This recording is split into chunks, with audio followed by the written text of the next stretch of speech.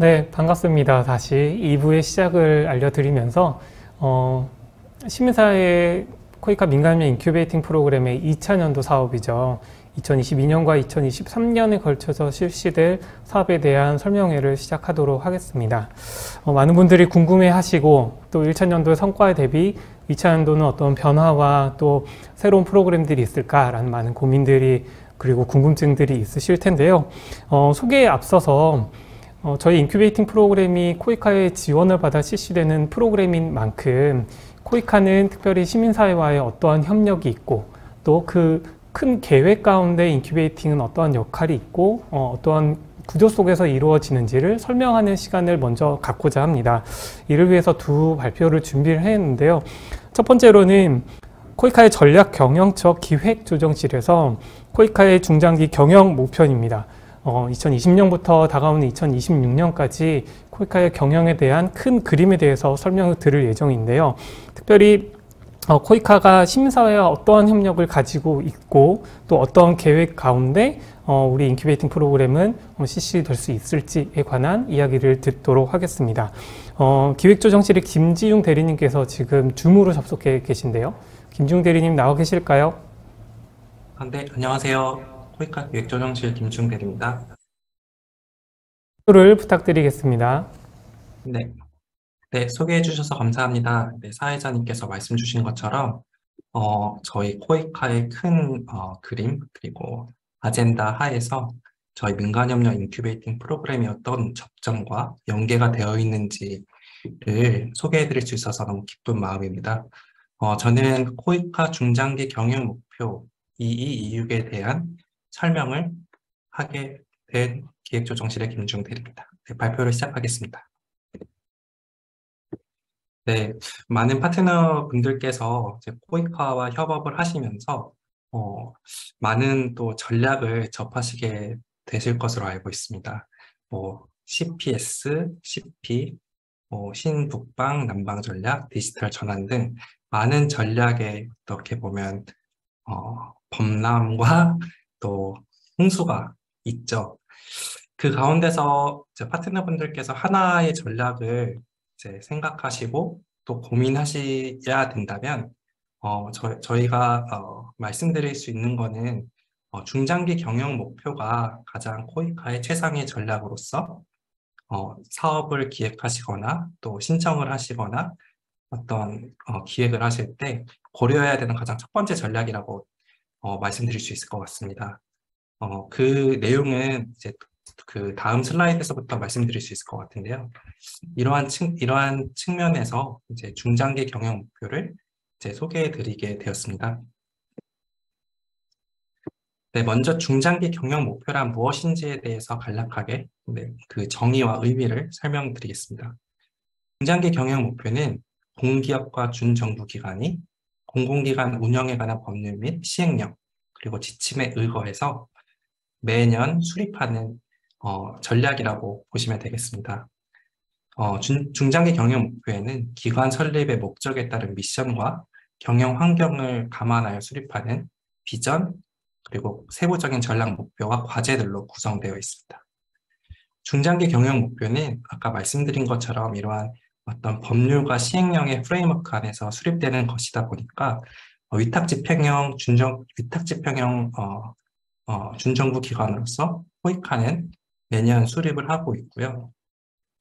네, 단순히 기관의 어떠한 전략과 운영 방향이라는 어떤 전략적 측면뿐만 아니고 동전략은 매년 코이카가 수검을 하는 기재부의 경영 실적 평가의 기본 자료와 근거로서도 활용된다는 측면에서 어떤 전략과 평가의 근간이 되는 그런 전략이라고 보시면 되겠습니다. 아울러서 아까 이전 슬라이드에서 말씀드린 다양한 전략들도 이 중장기 경영 목표에 다 온라인된 하부 그리고 세부 전략으로서 수립되는 만큼 한 가지 전략을 코이카가 뽑아야 된다면 바로 중장기 경영 목표가 아닐까 싶습니다. 중장기 경영 목표의 수립과 변경의 근거에 대해서 말씀드리고자 합니다. 아까 말씀드린 것처럼 저희가 매년 수립한다고 하였는데 그럼 왜 과연 매년 수립해야 될지에 대한 내용이 되겠습니다. 네, 상단에 보신 공공기관 운영에 관한 법률 제46조 1항과 3항에 따른 것인데요. 1항에 따르면 저희가 밑줄로 하이라이트 쳤는데 다음 연도를 포함한 5개 회계 연도의 중장기 경영 목표를 수립하도록 되어 있습니다. 아울러서 그 수립의 어떤 시점은 당해 연도 10월까지 수립하도록 되어 있습니다. 저희가 지금 22년 10월 20일이잖아요. 사실은 오늘 이사회가 있었습니다. 이사회를 통해서 중장기 경영 목표 2327을 최종적으로 이사회 의결을 받았고요. 동 46조에 의거해서 10월 말까지 이 전략을 저희가 외교부랑 그리고 이제 기재부에 그 공문으로 발송하고 확정하는 프로세스가 10월 말까지 진행될 예정입니다. 마찬가지로 올해 이런 프로세스가 있었으면 전년도, 작년에도 동일하게 있었고요. 마찬가지로 내년에도 10월까지 이렇게 중장기 경영 목표 4년도 플러스 5년의 계획을 수립하는 이 과정이 매년 반복된다고 볼 수 있습니다. 저희는 롤링이라고 하는데요. 이런 중장기 경영 목표의 롤링은 단순 이런 46조의 근간한 어떤 법적 측면에서 해야 되는 것뿐만 아니고 실질적인 어떤 전략 측면에서도 매년 변경되는 어떤 ODA의 환경과 국제사회 변화를 전략의 시의성 있게 반영한다는 측면에서도 이러한 롤링은 진행되고 있는 거로 생각하시면 되겠습니다. 그래서 저 노란색으로 하이라이트 한 것처럼 이 10월에 중장기 경영 목표 2327을 오늘 이사회를 받은 이 전략을 10월 말까지 확정하고 상위 부처에 보고할 예정입니다. 그렇다면 중장기 경영 목표는 되게 과연 그럼 어떤 모습을 가질까요? 사실은 중장기 경영 목표는 한 105, 60페이지 정도 되는 방대한 전략입니다. 여러분 저희 코이카랑 많은 협업을 하셔서 아시겠지만 코이카에는 정말 다양한 사업과 부서가 있잖아요. 그러다 보니까 그러한 사업의 포트폴리오를 다 담기 위해서 이러한 분량이 나오는 것 같고요. 이 시간 관계상 그 중장기 경영 목표 150페이지 정도의 원문을 소개해 드릴 수 없기 때문에 고민을 해봤습니다. 어떻게 하면 소개를 할 수 있을까 고민했을 때요. 보시는 이 전략 체계도를 설명드리는 게 가장 효율적일 것 같더라고요. 중장기 경영 목표 150페이지를 한 장으로 요약한 것이 바로 이 전략 체계도입니다. 전략 체계도는 상단과 상부 구조와 하부 구조로 구성되어 있는데요. 먼저 상부 구조는 이 빨간색으로 상자 표시한 가치 체계 영역입니다. 가치 체계는 기관의 미션과 비전과 핵심 가치 등 기관이 궁극적으로 달성해야 되는 어떤 가치를 담았습니다. 미션은 그 한국국제협력단법과 시행령에 의거해서 우리 한국국제협력단이 달성해야 될 궁극적인 책임, 사회적 책임, 그리고 소명이라고 할 수 있겠죠. 그것이고요. 비전은 이에 반해서 비전은 한국국제협력단 호이카가 향후 어떻게 되고 싶은지에 대한 투비 모델이 비전이라고 볼 수 있습니다. 그래서 저희 미션과 비전은 이제 보이시는 바와 같고요. 그 다음에 경영 방침으로 구성되어 있습니다. 경영 방침은 통합적 접근, 디지털 전환, 조직 문화 혁신 이렇게 구성되어 있는데요. 경영 방침은 리더십이 어떻게 올해 플러스 차년도 5개년을 포함한 중장기 경영 목표 관점에서 기관을 운영할지에 대한 리더십의 관점이 담긴 방침이라고 보시면 되겠고요. 이 통합적 접근, 디지털 전환, 조직 문화 혁신은 추후에 더 디테일하게 다음 슬라이드에 설명드리겠습니다. 지금은 제가 상단에 있는 가치 체계 상단 구조를 설명드렸고요. 하단 구조는 전략 체계라고 합니다. 전략 체계는 쉽게 말해서 저희 어떻게 하면 쉽게 표현할 수 있을까요? PDM을 예를 들면 좀 쉬울 것 같아요. 저희가 PDM이 이렇게 논리 구조가 로지컬 프레임워크가 이제 임팩트가 있고 아웃컴, 아웃풋 이렇게 논리적으로 구성되어 있잖아요. 임팩트, 아웃컴과 임팩트 이런 것들은 궁극적으로 어떤 달성해야 되는 지향점이니까 저희 전략 체계도로 보면 가치 체계랑 좀 맥이 닿는 것 같고요. 또 PDM은 마찬가지로 액티비티랑 인풋 등 실질적으로 어떤 성과를 달성해야 되는 수단적인 성격의 내용들도 담겨 있잖아요. 그게 바로 요 전략 체계도의 전략 체계 부분이 아닌가 싶습니다. 그래서 전략 체계는 이 상부 구조를 어떻게 하면 달성할 수 있을지에 대한 어떤 프랙티컬한 수단적인 방향이 담긴 거고요. 총 4개의 필러로 구성되어 있어요. 그래서 전략 방향 첫 번째는 SDG 달성 촉진, 두 번째는 개발협력 파트너십 선도, 세 번째는 개발협력 생태계 지속가능성 제고, 끝으로는 ESG 혁신 경영입니다. 그래서 이 네 가지의 이런 필라를 통해서 위에 있는 가치 체계와의 미션과 비전과 경영 방침을 수행해 나가는 것이 논리적인 구조라고 볼 수 있고요. 각각의 필라는 4개의 전략 과제로 구성되어 있습니다. 그래서 4 곱하기 4, 총 16개의 전략 과제로 구성되어 있는데요. 요 전략 각 필라별로 과제에 대해서는 다음 슬라이드에서 좀 더 설명을 드릴 수 있을 것 같습니다. 제가 아까 말씀드린 것처럼 매년 중장기 경영 목표를 그 공문법 46조에 의거해서 롤링을 하고 또 경영 환경을 반영한다고 말씀드렸잖아요. 그렇기 때문에 저희 중장기 경영 목표를 다음과 같이 개편을 하게 되었습니다. 기존의 그 왼쪽에 보시면 기존의 중장기 경영 목표이고요. 그 오른쪽에 보시는 것이 이제 개편된 중장기 경영 목표인데요. 우선은 미션과 빨간색으로 제가 상자 표시한 게 좀 바뀐 부분입니다. 미션은 그대로 유지되었습니다. 누구도 소외되지 않는 포용과 상습의 개발 협력으로 인류 공동 번영과 세계 평화 증진에 기여한다라는 저희의 미션은 그대로 유지하였습니다만, 아무래도 올해 또 새로운 정부가 수립됐고 신정부의 어떤 국정 과제를 종합적으로 이행한다는 측면에서 비전의 어떤 하부 슬로건을 달았습니다. 그래서 보시면 이제 비전은 동일한데요. 그 비전 밑에 선진국형 개발 협력 추진을 통한 글로벌 중추국가 실현이라는 어떤 슬로건적인 문구를 추가하여서 지금 정부가 추진하고 있는 국정과제 99번 글로벌 중추국가 실현에 코이카가 직접적으로 기여한다라는 것을 정합적으로 좀 드러내는 그런 피력하는 그런 취지가 있었고요. 아울러서 경영 방침은 통합적 접근과 디지털 전환을 그대로 유지하되 전문성 강화를 조직 문화 혁신으로 바꿨습니다. 기존의 전문성 강화 경영 방침에는 또 나름의 저희 소기의 통과들이 있었습니다.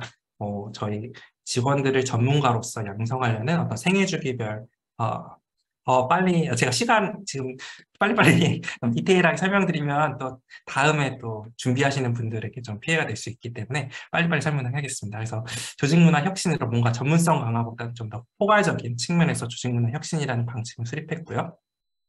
아울러서 4개 필라 중에서 개발협력 생태계 활성화는 지속가능성 제고로 바꿔서 좀 더 기존에는 개발협력 생태계의 어떤 양적 측면, 일자리 창출에 집중했던 반면 좀 더 질적인 측면으로 좀 그 생태계 관점을 변경하자는 취지였고요. 또 ESG 중심 경영을 혁신 경영으로 이렇게 바꿔서 ESG와 동시에 혁신을 잘하는, 작지만 일 잘하는 기관으로서의 필라, 어떤 네 번째 필라로서의 강조점이 있고, 12대 과제는 아까 말씀드린 것처럼 4 곱하기 4, 4 곱하기 46대 전략과제를 확대 개편하는 그러한 소폭, 중폭 좀 개편이 있었다고 보시면 되겠습니다. 네, 빠르빨리 진행하겠습니다. 네. 중장기 경영 목표는 아무래도 큰 코이카라는 큰 배의 그런 방향을 수립하는 어떤 것이다 보니까 이제 상당히 좀 그 논리적인 그리고 좀 단계적인 접근 방식이 필요합니다. 그래서 보시는 바와 같이 이런 수립 절차를 거쳐서 수립을 하게 되고요. 크게는 외부 환경과 내부 환경을 이제 보았습니다. 이제 첫 번째 외부 환경 측면에서는 이제 글로벌 환경에서는 이제 코로나가 이제 심화돼서 장기화돼서 양극화된 것들, 그리고 무엇보다도 지금 뭐 우크라이나 그 러시아 간 전쟁, 그 다음에 어떤 글로벌 복합 위기, 특히 뭐 식량과 인플레이션 등으로 인해서 이제 어떤 우리 협력국에 어떤 문제가 가중되고 있다라는 것을 좀 반영을 이번에 전략 개편에 했고요. 아울러서 국내 측면에서는 아까 말씀드린 것처럼 새로운 정부가 출범함에 따라서 새로운 정부의 국정과제를 정합성 있게 담는 거에 중점을 두었습니다. 또 무상원조의 분절화라든지 또는 어떤 물가 상승으로 인한 정부의 재정 악화, 이를 통한 어떤 SDG 달성의 어려움 등에 대해서는 진지한 고민을 해보았고요. 내부 환경 측면에서는 지금 우리가 갖고 있던 어떠한 전략이 있는가, 또 이 전략이 지금 변화하는 환경에 정말 능동적으로 대응할 수 있는 기제가 되는가에 대한 고민이 있었습니다. 아울러서 자원과 조직 측면에서도 고민이 있었는데요. 사실 지속 가능한 경쟁력을 갖고 있는 기관이 되기 위해서는 그 기관이 어떠한 자원과 역량을 보유하고 있는지도 되게 중요하다고 하더라고요. 그래서 그런 측면에서 이 부분이 상당히 중요했고요. 또 결국에는 개발 협력이라는 것이 사람으로부터 시작하는 것이지 않습니까? 그래서 그런 측면에서도 우리가 어떻게 우리의 인력 부족, 그리고 현장화, 그리고 우리의 역량을 극대화하고 우리의 문화를, 조직의 문화를 강화할 수 있을지에 대한 고민이 이번 개편에 녹아들었다라고 보시면 될 것 같습니다. 네, 시간이 부족한 관계로 빨리빨리 진행하겠습니다. 그래서 개편한 결과는 이제 보시는 바와 같고요. 아까 저 사회자님께서 이러한 코이카의 큰 프레임워크 안에 시민사회가 어떻게 연결되어 있는지가 어떤 중요한 이번 발표의 시사점이라고 말씀 주셨던 점에 의거해서 저도 그 부분은 좀 설명을 드려야 될 것 같아요. 저 16대 전략과제 중에서 그 두 번째 필라, 개발협력 파트너십 선도 밑에 2.2 과제가 시민사회 협력 강화라는 저희 전략 과제이고, 이것이 바로 저희 시민사회 협력실 그리고 그 진행하고 있는 프로그램에 해당하는 어떤 과제라고 보시면 되겠습니다. 네, 그 2.2 시민사회 협력 강화 사실은 많은 내용이 있습니다. 그래서 자세한 내용은 저희 코이카 홈페이지에도 이제 중장기 경영 목표가 좀 설명되어 있거든요. 그것을 참고하시면 될 것 같고요. 우선은 시간 관계상 주요 골자만 짤막하게 설명드리고 발표를 마치겠습니다. 시민사회 협력 강화는 크게 두 가지 관점에서 방향성을 잡았고요. 첫 번째로는 국내 CSO, 시민사회와 전략적 파트너십을 강화한다는 측면이 있습니다. 그동안의 어떤 시민사회와의 파트너십이 물론 기존의 ODA가 효과성을 달성하기 위해서 어떤 부족한 부분을 보완하고 또 어떤 시너지를 창출하는 어떤 충분한 성과와 가치를 달성해 왔는데요. 이와 더불어서 어떤 시민사회 파트너십이 코이카의 전반적인 어떤 정책, 그리고 우리 ODA 정부의 정책에 정말로 얼라인되고 직접적으로 기여할 수 있도록 하는 고민이 더 필요하지 않나라는 측면에서 이런 방향성이 수립되었고요. 그런 측면에서 어떤 정책 기여형 사업이 이 시민사회 협력 강화의 한 꼭지가 되었습니다. 두 번째로는 상생 발전 측면에서 현지 CSO의 성장과 상생 협력 확대가 또 다른 하나의 축이 되었습니다.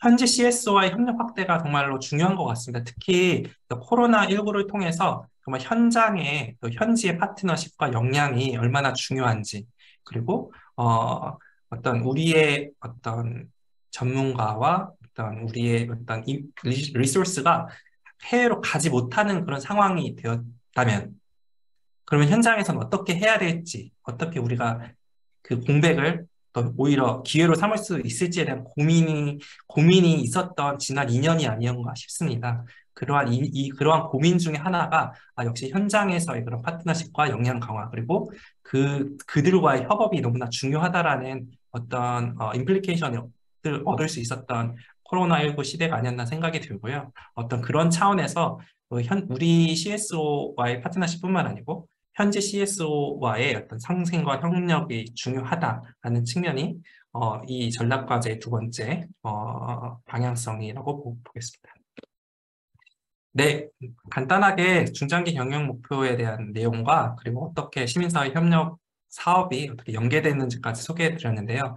시간 관계상 자세히 설명을 못 드렸지만 말씀드린 것처럼 저희 홈페이지라든지 다양한 저희 커뮤니케이션 채널을 통해서 중장기 경영 목표를 좀 더 알아가시면 앞으로 저희 코이카와 좀 더 적극적인 그리고 효율적인 소통과 협업을 하는 데 큰 도움이 되지 않을까 싶습니다. 네, 긴 강의 경청해 주셔서 감사합니다. 네, 고맙습니다. 네, 김지웅 대리님 바쁘신 중에서도 네, 이렇게 참여해 주시고 또 코이카에 대한 중장기 전략을 소개해 주셔서 다시 한번 감사드린다는 말씀 전해 드리겠습니다. 저희 시민사회도 특별히 코이카가 가지고 있는 경영 목표인 시민사회 협력 강화가 국내 CSO뿐만이 아니라 해외 CSO들에게도 어떻게 실천이 될지 같이 한번 점검해보고 또 참여해보고 모니터링 해보면 좋을 것 같습니다. 자, 이어서 코이카의 전략을 좀 보았다면 이제 그 전략 내에서 시민사회 협력은 어떻게 이루어지는지 코이카 시민사회 협력실 오은수 대리를 모셔서 공모 제도와 함께 어떠한 참여 방법이 있는지를 이야기 듣도록 해보겠습니다. 특별히 사전 질문을 통해서 인큐베이팅 프로그램의 지역조사가 현재 시민사회 협력 프로그램과 어떻게 연계될 수 있을지에 관한 많은 질문을 주셨거든요. 그 질문의 해답을 들으시는 시간이 됐으면 좋겠습니다. 온수 대리님도 온라인으로 접속해 주시고 계신데요. 자리에 나오셨을까요? 온수 대리님. 네, 자리에 나와 있습니다. 네, 발표 부탁드리겠습니다. 네, 안녕하세요. 코이카 시민사회협력실 오은수입니다. 이렇게 앞서서 기획조정실 긴 강의 잘 들어주셔서 감사합니다. 앞에 사업 성과 공유회를 들으셔서 아시겠지만 인큐베이팅 프로그램을 통해서 이제 조직 역량 강화를 하고 각 조직에 맞는 전략을 수립을 했는데요. 그거와 맞게 그동안 코이카도 매년 사업적인 방면, 그리고 경영적인 방면, 그리고 인력 관리 관련해서 전략을 항상 매번 수립해 왔습니다.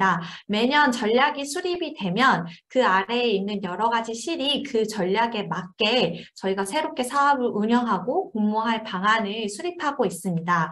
2023년 시민사회 협력 방안에도 앞서서 설명드린 코이카 중장기 경영 목표와 전략들이 조금씩 녹아져 있습니다. 이를 참고하여 주시면 향후 코이카 사업에 대한 이해가 좀 더 수월하실 것으로 보입니다. 2023년도 시민사회 협력 프로그램 공모는 지금 현재 진행 중입니다. 서면 심사가 완료되었고 이번 주 내내 면접 심사가 진행되고 있습니다.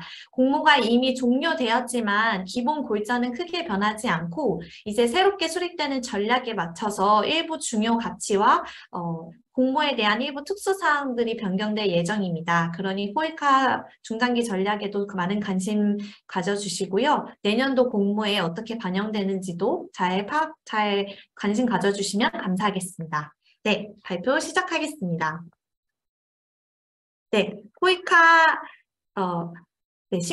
목차는 위와 같습니다. 시민사회 협력 프로그램의 이해, 2023년도 시민사회 협력 공모제도 안내, 그리고 마지막으로 코이카는 시민사회 협력 사업 외에도 여러 가지 다양한 사업 형태들이 있습니다. 다양한 사업 형태들이 있고 이에 NGO나 다양한 기관들이 참여할 수 있는데 이에 대한 안내들을 통해서 코이카 사업에 대한 이해도도 높이고 시민사회 협력 사업 외에도 NGO들이 어떤 사업으로 참여하실 수 있는지 안내드리고자 합니다.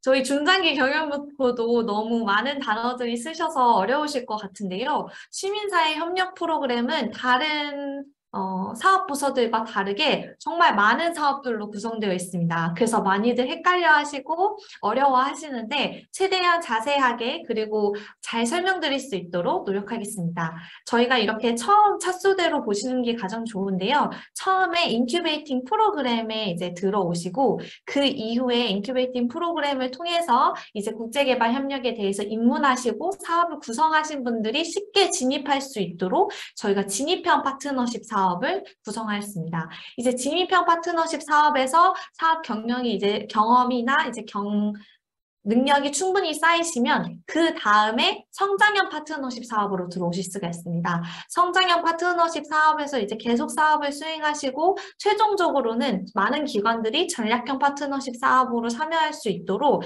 저희가 구조화하고 단계화했습니다. 진입형, 성장형, 전략형 이렇게 크게 단계별로 나뉘어져 있다고 봐주시면 되는데요. 이 상세한 차이점과 이렇게 나눈 것만큼 각 사업에 대해서 참여하실 수 있는 조건들이 다르십니다. 그래서 그것들로 봐주시면 되고 그 옆에 다크 정책 협력 사업이 있습니다. 아까 마지막에 김지웅 대리님께서 이제 전략 과제 중에 한해서 국내 CSO에서 이제 시민단체들이 많이 활성화될 수 있도록 정책 지원들을 늘려야 된다라고 말씀 주셨잖아요. 그래서 이에 따라서 이제 진입형, 성장형, 전략형 같은 경우는 저희가 파트너 기관과 협력해서 협력국 내에서 지원을 하는 것이라면 다크 정책 협력 사업은 대부분 이제 국내 CSO 대상들로 많이 역량 강화 교육을 참여하시고 서로 네트워킹을 하시고 그리고 이 네트워킹을 모아서 정책적으로 어떤 것들을 제안하실 수 있도록 지원하는 사업 형태입니다. 다크 정책 협력 사업은 계속돼서 지금 운영되고 있고요. 자세한 사항들은 뒤에 가서 말씀드리겠습니다. 그 다음에 이제 사후관리, 제안형, 성과관리 협력 사업들 이렇게 다양하게 있는데요. 이거는 이제 저희가 관리 차원에서 어느 정도 이루어지는 것이고 매년 공모를 하는 주된 사업은 진입형, 성장형, 전략형으로 봐주시면 됩니다. 네, 그래서 이제 진입형, 성장형, 전략형으로 이게 단계별로 나뉘어지는 거고 가장 크게는 사업비 규모랑 사업 기간으로 나뉘어집니다. 진입형 같은 경우는 사업 기간이 최대 2년, 성장형 파트너십은 최대 3년, 전략형은 최대 5년 이렇게 지원하실 수 있고요. 사업비 같은 경우는 진입형은 연간 코이카 분담금 최대 1억 원을 설정하실 수 있고 성장형 파트너십 같은 경우는 최대 3에서 5억 원, 그리고 전략형 같은 경우는 최소 10에서 최대 20억 원 연도별로 이렇게 설정하실 수가 있습니다. 그래서 중장기 전략으로 천천히 많은 기관들이 이렇게 성장할 수 있도록 단계별로 나누었고요. 이제 진입형 파트너십 사업은 처음 코이카 사업을 수행하시는 기관들이 신청하실 수 있습니다. 그래서 진입형 파트너십 사업이나 저희 시민사회 협력 프로그램 말고도 다양하게 코이카 사업들이 있는데요. 이외에 민간협력 사업의 수행 실적이 1회라도 있으시면 그 다음에 성장형에 들어오실 수가 있습니다. 전략형은 딱 보셔도 사업기간이 최대 5년이고 연간 코이카 분담금이 10에서 20억 원으로 워낙 다대하기 때문에 저희가 단체의 재정 규모를 제한하고 있고요. 민간협력 사업 수행 실적과 연평균 수입액도 제한을 하고 있습니다. 그래서 지금 이제 국내 CSO에서 가장 큰 기관들이 사업을 수행하고 있다라고 봐주시면 됩니다. 네.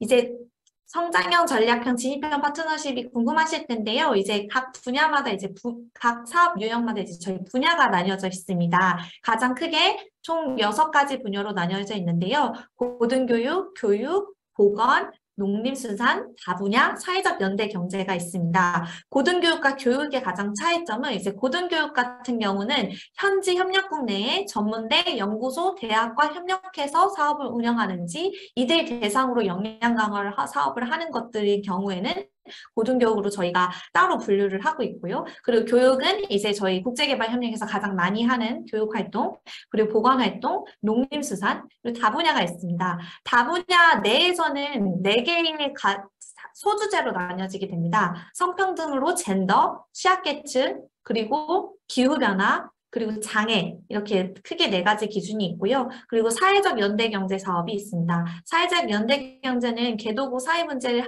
해결하기 위한 소셜 비즈니스로 지속 가능한 발전을 달성하게 하는 것을 목표로 하고 있는데요. 이 6가지 주제에서 사회적 연대 경제 사업이 가장 특이한 거는 진입형을 따로 나눠져 있지 않고 사회적 연대 경제는 다른 형태로 첫 번째로 사업 진입하게 되시면 시장조사 먼저 진행하고 되시고 그 다음 2단계부터는 시장조사 기반으로 사업을 운영하도록 이렇게 진행을 하고 있습니다. 사회적 연대경제는 이 타 분야와 다르게 비즈니스 모델을 포함하고 있기 때문에요. 수익이 나는 구조들이 허용되는 사업 형태라고 봐주시면 됩니다. 저희 시민사회 협력 프로그램은 매년 2023년도 공모를 1년 전인 지금 저희 진행하는 형태라고 봅니다. 이게 코이카에서 가장 쓰는 말인데요. N-1년입니다. 그래서 저희가 사업을 반응할 때 2023년도에 수행할 사업이라고 하면 2022년도에 공모를 굴려서 선발을 한 다음에 2023년도에 착수하는 형태라고 봐주시면 됩니다. 네.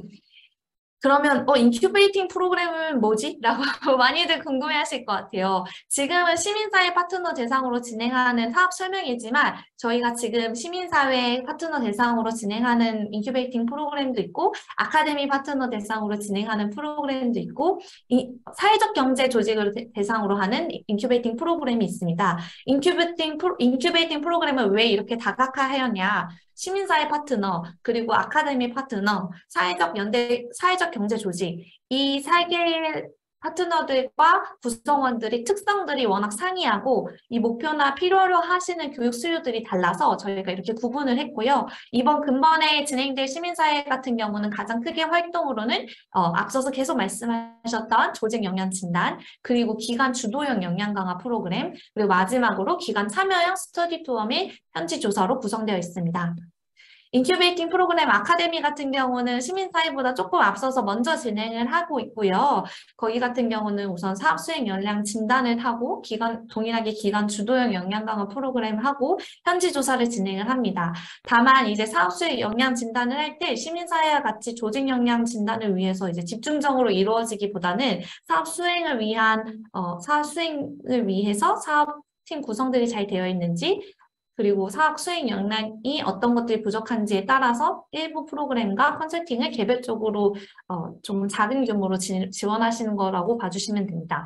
그럼 여기서 이제 시민사회 파트너 대상하고 아카데미 파트너 대상이 무슨 차이가 있지라고 생각을 하실 거예요. 이제 시민사회 파트너 같은 경우는 이제 대부분 알고 계시는 이제 CSO 대상들로 많이 진행을 하고 있고요. CSO 비영리 기관으로 대상을 하고 있고, 아카데미 파트너 같은 경우는 이제 대학이나 연구소 소속되신 분들 위주로, 이제 대학 관련된 직종이 계신 분들 위주로 저희가 인큐베이팅 프로그램을 지원하고 있습니다. 인큐베이팅 프로그램은 이제 단순히 사업을 어떤 진행을 하는 것은 아니고, 앞서서 쭉 설명했던 것처럼 처음에 이제 개발협력 사업으로 진입하시는 분들이 많은 것들을 배우고 현지 조사에 직접 가셔서 사업 구성을 하실 수 있도록 저희가 지원하는 프로그램이라고 봐주시면 됩니다. 네, 다크는 조금 이따 나중에 설명드릴게요. 그래서 저희가 이제 전략형은 워낙 크다 보니까 진입이랑 성장형을 이제 먼저 같이 공모하고 운영을 하고 있는데요. 목적 자체는 이제 국민 참여 ODA를 하고 민간 전문성을 활용하고, 그리고 무엇보다도 저희 시민사회 협력 프로그램과 국내 CSO들과 협력해서 현지 지역사회에 밀착된 지역 주민이 직접 참여하는 풀뿌리 가치들이 구현되고, 이 풀뿌리 가치들과 풀뿌리 활동들이 현지 지역사회에 이렇게 널리 퍼질 수 있도록, 심어질 수 있도록 하는 것이 사업의 목적이라고 봐주시면 됩니다. 신청 자격은 비영리 법인 및 비영리 민간단체, 그리고 대학 및 연구단체, 사회적 경제 조직, 이렇게 크게 세 가지 조직으로 나뉘고요. 거기에 따라서 각 신청 자격들은 공모 안내서에서 자세히 확인하실 수 있습니다. 저희 코이카 사업에 대해서 많이 익숙하지 않다라는 앞선 인터뷰를 봐서 저희가 좀 더 열심히 해야겠다라고 생각을 했고요. 코이카 이 시민사회 협력 프로그램의 가장 큰 특징이고 많이들 좀 어려워하시는 부분인데, 이제 모든 사업에 동일하게 적용되는 건이라서 말씀드리려고 합니다. 저희 코이카 시민사회 협력 프로그램은 매칭 펀드 방식으로 진행이 됩니다. 그래서 공동 재원 부담을 꼭 하셔야 돼요. 그래서 전체 사업비 기준 코이카 분담금은 8이고 파트너 분담금은 2입니다. 그래서 사업을 운영을 할 때 단순히 코이카 분담금으로 전액 지원하는 형태는 아니고요. 파트너 분담금을 일정 비율만큼 항상 재원을 같이 해서 사업을 운영하시는 거라고 봐주시면 됩니다. 다만 지방 소재 파트너 기관과 장애 당사자 단체, 장애 목적 사업을 하시는 경우에는 매칭 비율을 9대1로 완화해서 저희 진행하고 있다라고 봐주시면 됩니다. 아까 한상필 과장님이 말씀해 주셨던 것처럼 저희가 현지 지역 조사를 하면 코이카 사업으로 어떻게 들어오실 수가 있어요? 라고 많이 문의를 주셨다고 하셨어요. 그래서 저희가 그런 진입이나 많은 유입을 하기 위해서 2021년 개선한 것이 진입형 사업입니다. 진입형 사업은 코이카 사업을 처음 하시는 분들이 들어오실 수가 있고요. 신규 비영리 파트너의 국제개발 협력 사업을 진입을 도모하기 위해서 저희가 동사업을 만들었습니다. 네. 그리고 죄송해요. 그리고 여기 다음번에 나오는 것 같은데, 이제 인큐베이팅 프로그램에 참여하셔서 현지 지역 조사를 다녀오신 그 사업 형태로 사업을 제안하실 경우에는 가점을 받을 수 있도록 저희가 근본 개선하였습니다. 그리고 그렇게 가장 많이 진입형으로 들어오실 수가 있고요. 일부 기관 같은 경우는 성장형 사업으로 들어오실 수 있는 요건이 되시면 성장형 사업으로 들어오시기도 합니다. 근데 진입형과 성장형 사업으로 들어오실 때에 반드시 지켜야 되는 요건들이 좀 다릅니다. 왜 그렇다 보냐면 진입형 사업 같은 경우는 맨 처음 국제개발협력 사업에 들어오시기 때문에 사업 기간이나 사업비가 좀 한정되어 있지만 성장형 사업 같은 경우는 이미 국제개발협력 사업의 경험과 능력이 충분히 있으시다라고 저희가 믿고 현지 파트너십 사업을 강화하도록 있고 현지 CSO의 참여 채널을 확장하고 현지 CSO들과 협력하는 것을 저희가 필수적인 요소로 넣는 것을 공모의 요건으로 제안드리고 있습니다. 네, 전략형 파트너십 같은 경우는 아까 말씀드렸던 가장 마지막 단계의 가장 큰 사업으로 봐주시면 되는데요. 이제 시민사회와 코이카 간의 이제 상호 보완적 파트너십을 통해서 대규모 자금으로 장기적인 사업 기간에 정부와 시민사회 간의 전략적인 파트너십을 구축하고 이를 향해서 중장기적으로 사업을 운영하기 위해서 저희가 사업을 구성했다고 봐주시면 됩니다. 최고 단계의 파트너십 사업이고요. 다만 사업을 진행할 때 워낙 사업비도 크고 기간도 크다 보니 이제 포괄적 협약을 저희 기반하여서 사업을 추진하고 있고 사업 심사도 진입형과 성장형에 다르게 4차 심사를 4번의 심사를 진행하고 있습니다.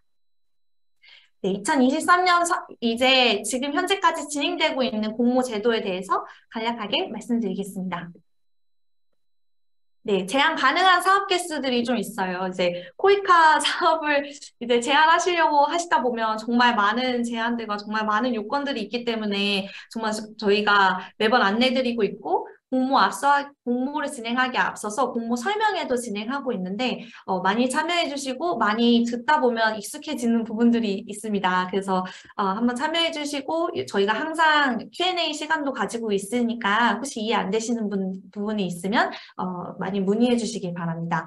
이제 제한 가능한 사업 개수를 저희가 한정해 뒀습니다. 이제 신규 파트너로 들어오시는 분들은 진입형 파트너십 최대 2건으로 제한하실 수가 있고요. 기존 파트너 같은 경우는 성장형 파트너십은 최대 3건, 진입형 파트너십은 최대 2건 이렇게 지원을 하실 수가 있습니다. 진입형 같은 경우는 최대 2년, 그리고 연간 코이카 분담금은 1억, 성장형 파트너십은 사업기간 최대 3년, 연간 코이카 분담금은 3억에서 5억 원 책정을 하실 수가 있어서 성장형 파트너십은 3년간 코이카 총사업비가 최대 15억 원까지 설정할 수 있는 점 참고하여 주시면 감사합니다. 진입형 파트너십은 시민사회랑 단체 및 연구기관은 모두 코이카 사업비가 1억 원까지 책정이 가능한데요. 성장형 파트너십을 사업을 가면 대학 연구기관과 시민사회 단체가 책정할 수 있는 코이카 분담금 상한액이 조금 조정됩니다. 이런 이유는 대학 및 연구기관이나 시민사회 단체들의 특성들을 좀 고려해서 저희가 사업비를 제한한 것이고요. 컨소시엄으로 구성해서 들어오실 경우에는 코이카 분담금 상한액이 조금 상이해집니다. 그래서 해당 부분은 공모 안내서 참조해 주시면 좋을 것 같습니다. 아까 말씀드린 저희 코이카 사업의 가장 큰 특징, 파트너 기간 분담금 매칭 비율인데요. 제가 여러 번 설명드린 이유는 여러 번 설명드려야 잘 기억이 남을 것 같아서 여러 번 말씀드리는 점 참고해 주세요. 그래서 전체 사업비 기준 코이카 분담금, 파트너 분담금 8대2가 원칙이다. 그래서 코이카 사업은 코이카 민간협력 사업은 코이카 분담금 전체로 이루어지지 않고 8대2로 원칙적으로 구성되어 있고 지방 소재 파트너 기간, 장애 목적 또는 장애 당사자 단체가 제안하는 사업의 경우에는 9대1로 완화하고 있다라는 점 참고해 주시면 감사하겠습니다.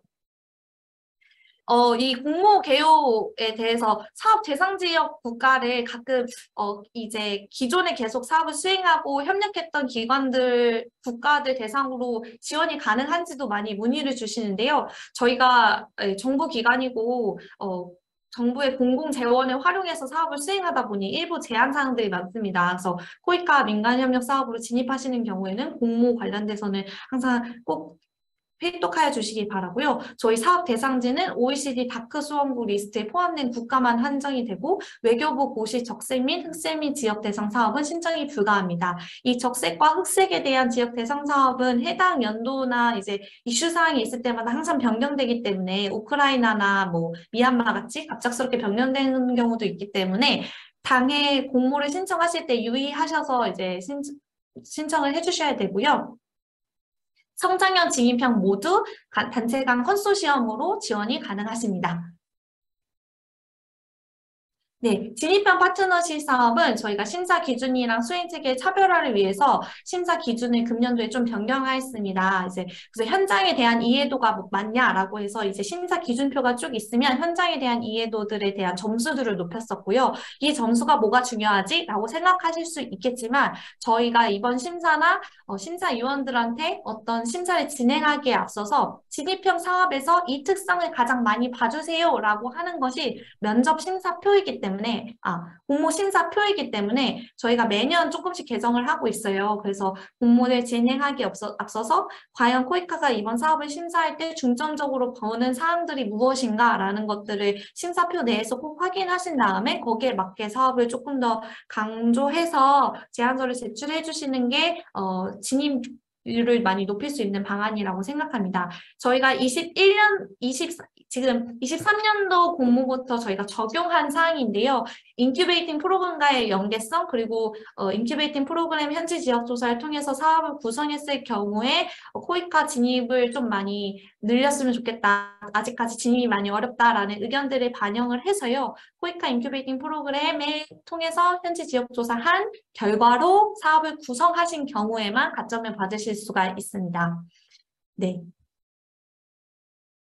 그래서 중장기적으로 인큐베이팅 프로그램 들어오시고 진입형 파트너십 들어오시고 성장형 파트너십으로 많은 기관들이 들어오실 수 있도록 저희가 개선한 사항이라고 봐주시면 됩니다. 성장형 파트너십에 대한 개선 사항은 매년 조금씩 변하기 때문에 24년도 공모 때 자세히 봐주시면 좋을 것 같습니다.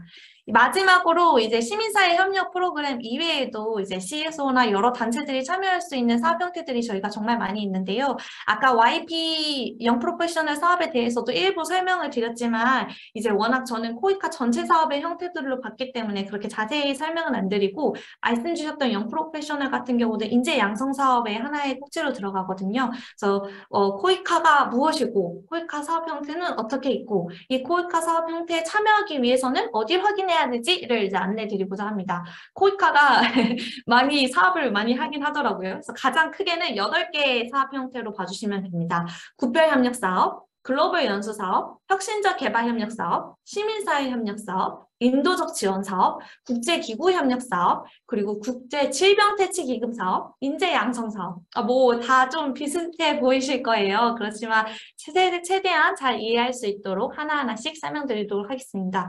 이제 국별 협력 사업인데요. 이제 국별 협력 사업은 사실 많이들 잘 모르시고 코이카 하면 봉사단 생각하시는데 코이카가 가장 주도적으로 메인으로 사업을 수행하고 예산도 가장 많은 게 국별 협력 사업입니다. 다만 국별 협력 사업은 이제 코이카 한국 정부를 대표해서 개발도상국 정부랑 협의해서 사업을 운영하는 형태입니다.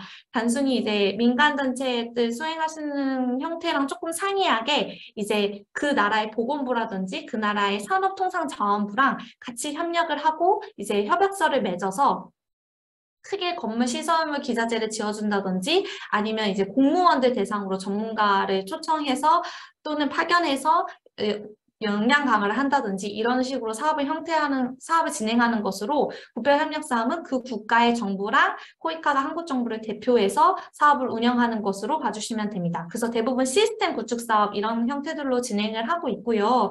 다만 일부 사업 형태 중에서 어떤 농림수산이나 보건 사업을 할 때 저희가 이걸 수행하는 업체들을 선발을 하고 아직 일부 단체들이지만 일부 단체들이 지금 국별협력 사업에 같이 수행하셔서 사업을 수행하시는 경우들도 있습니다.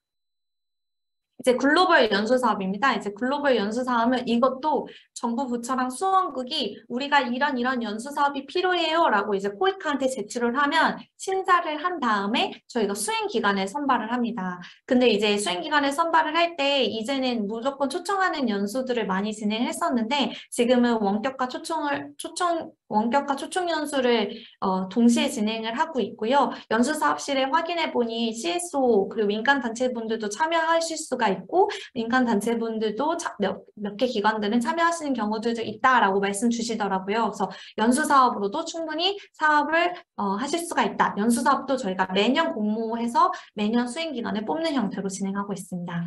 그리고 이거 혁신적 개발 협력 사업은 저희가 기업과 협력하는 사업인데요. CTS 같은 경우는 이제 소셜 벤처, 이제 막 사업을 수행하셔서 이제 협력국이나 이제 개발도상국에 도움이 될 만한 혁신적인 아이디어를 이제 사업을 구성하시는 분들하고 협력해서 진행을 하는 거고, IBS는 이제 사회적 가치나 ESG 경영 가치를 실현하기 위해서 여러 가지 사업 형태를 구성을 하시고 진행을 하려는 대기업들하고 저희가 좀 많이 대기업, 중소기업하고 많이 진행을 하고 있습니다.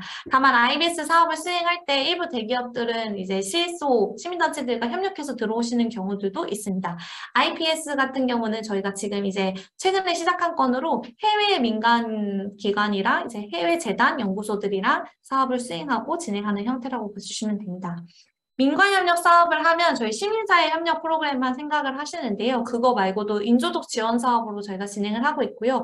긴급재난지원 사업은 워낙 긴급하게 발생한 사업에 대해서 진행을 해야 하기 때문에 오랫동안 긴급재난지원을 사업을 했던 이 적격단체들이 안에서 저희가 사업을 수행을 하고 있고, 만성재난지원 사업은 지속적이고 만성화된 인도적 위기 상황의 사업을 진행하고 하는 것이어서 조금 일부 시민사회 협력 프로그램과 유사한 부분들이 있습니다. 만성재난지원 사업은 매번 공모를 통해서 진행을 하고 있기 때문에 이것도 만성재난지원 사업도 최근에 인도적 지원을 하고 싶은데 너무 이 코이카 인도적 지원 사업에 진입하기가 어렵다. 우리도 정말 하고 싶고 역량이 조금 갖춰졌는데 들어올 수 있는 기회를 확대해 줬으면 좋겠다라고 의견들을 반영을 해서 만성재난지원사업 같은 경우도 진입형과 성장형을 나눴습니다. 그래서 진입형과 성장형에 대한 실적이나 이제 참여 기관들을 확실히 명시해둬서요. 최근 3년간 10억 이상의 실적 기관은 아예 참여가 불가합니다. 그래서 민간협력, 시민사회 협력 프로그램에 참여하시고자 하시는 분들도 있겠지만 이제 점차적으로 여러 가지 형태로 인도적 지원으로도 많이 진입하고자 하시는 분들도 있으실 것 같아서요. 이 만성재난 지원 사업에 관심 가져주시면 감사하겠습니다. 그래서 인도적 지원 사업도 인도적 지원 사업팀이 따로 있는데요. 여기서도 사업을 운영을 하실 때 단순히 사업을 공모하는 것이 아니라 인큐베이팅 프로그램처럼 역량 강화 사업들도 하고 네트워크 강화, 홍보 사업들도 진행을 하고 있습니다. 인도적 지원 같은 경우는 시민사회 협력과 조금 다르게 다른 역량과 다른 자원들이 구축이 되어야 돼서 이런 것들이 뭐가 있는지, 그리고 어떤 기관들이 수행하고 있고 어떻게 우리가 배움을 할 수 있는지 이렇게 다양하게 매번 행사를 진행하고 있으니 관심 가져주시면 감사하겠습니다. 저희 그리고 국제기구 협력 사업을 진행을 하고 있는데요. 국제기구 협력 사업도 매년 공모를 오픈하고 있습니다. 단순히 이걸 진행할 때 코이카 본부와 국제기구 본부랑 저희가 진행을 하고 있고요. 코이카가 국제기구 본부한테 매번 우리 국제기구 협력 사업 진행할 거야 공모를 오픈하면 각 국제기구 본부에서 나라에서 사업 제안서를 취합한 다음에 그 다음에 사업을 진행하고 있습니다.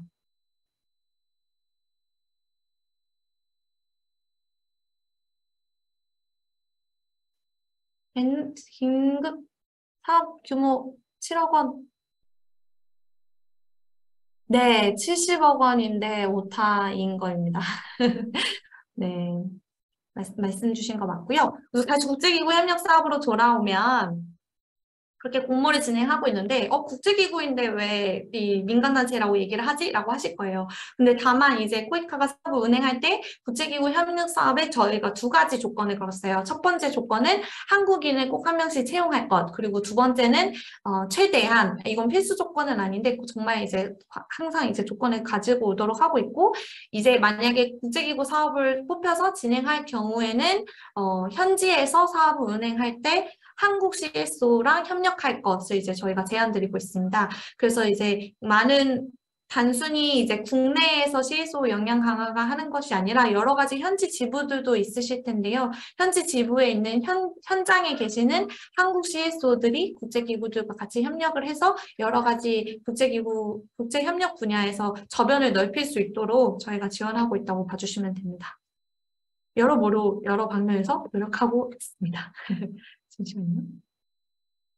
네, 국제질병퇴치기금 사업 같은 경우는 저희가 국제선 항공선을 탈 때마다 1,000원씩 이제 부여되는 기금이 있습니다. 그 기금을 모아서 이제 사업을 운행을 했었는데 코로나19로 인해서 잠깐 지금 스탑이 되어 있는 상황이고요. 국제선 항공권이 다시 부활함에 따라서 저희가 국제질병퇴치기금도 다시 공모를 진행할지 여부는 아직 확정되진 않았지만 아직까지 국제질병퇴치기금 사업도 지금 사업은 운행되고 있고 신규 사업은 언제 뽑을지는 모르는 상황입니다. 국제질병퇴치기금 사업 같은 경우는 이제 질병 퇴치를 위한 기금으로 딱 질병 퇴치를 위한 사업에 한해서만 저희가 진행을 하고 있습니다.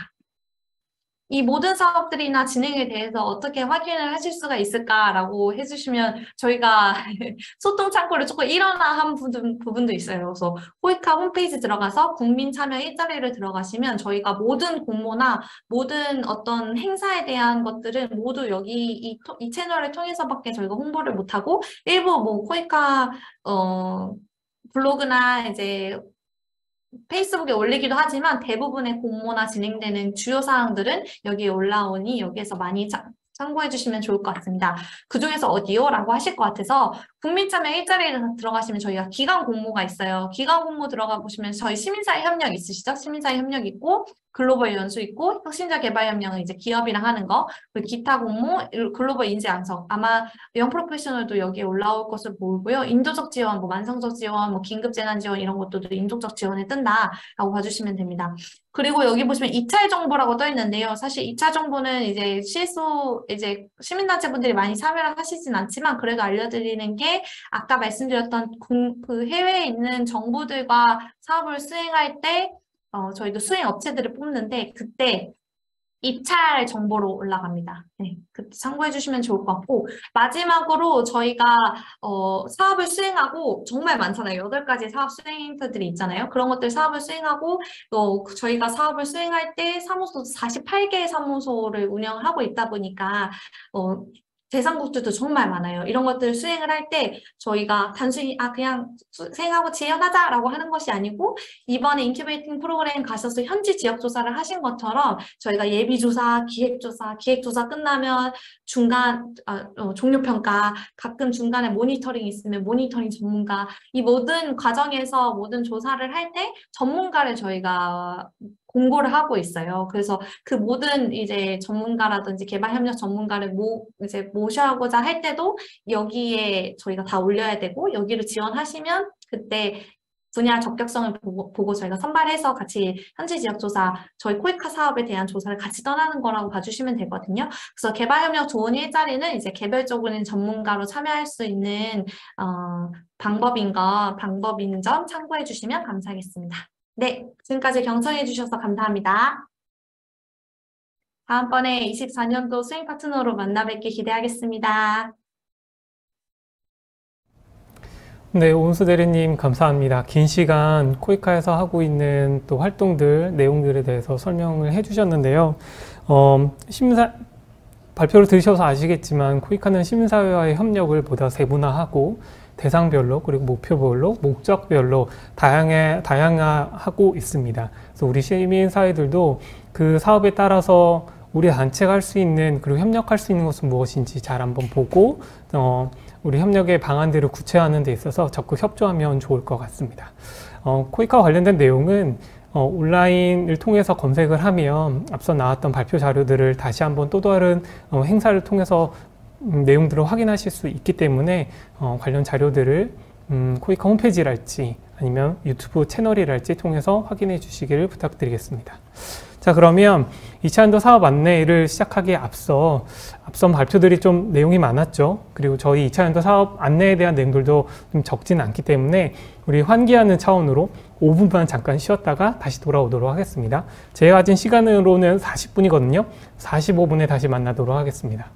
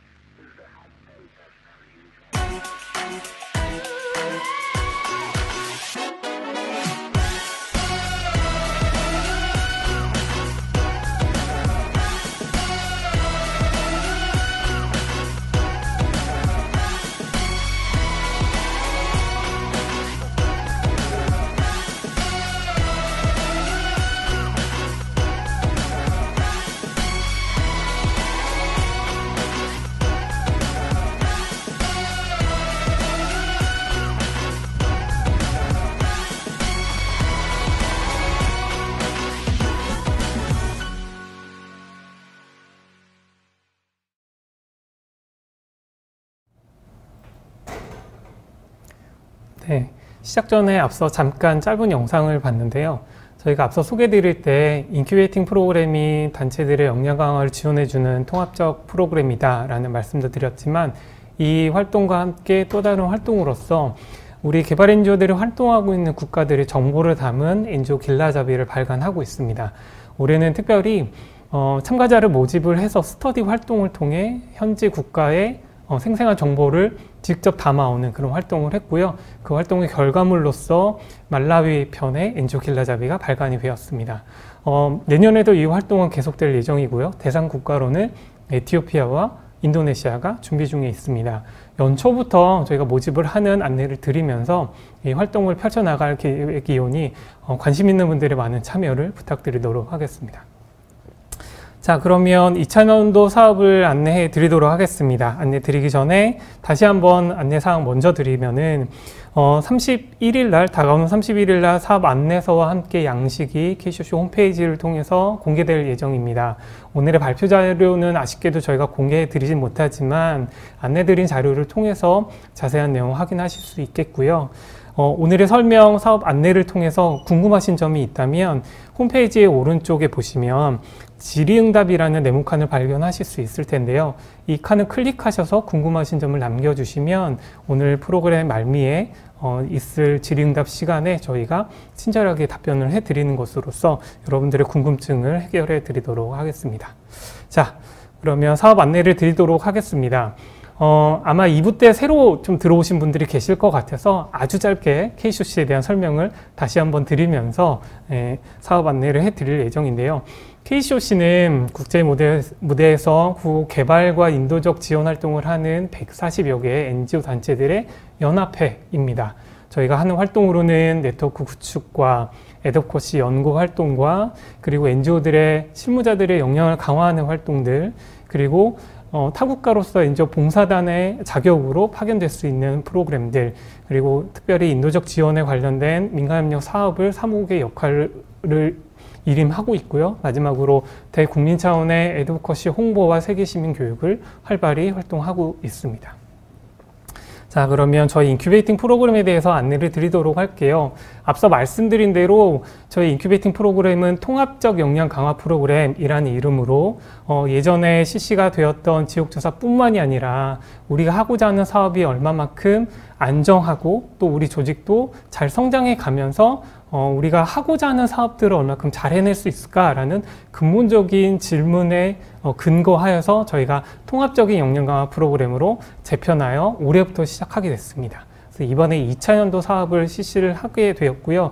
2021년부터 이 조직 역량 강화 중심으로 변했다는 점이 가장 큰 차이점이라고 할 수 있겠습니다.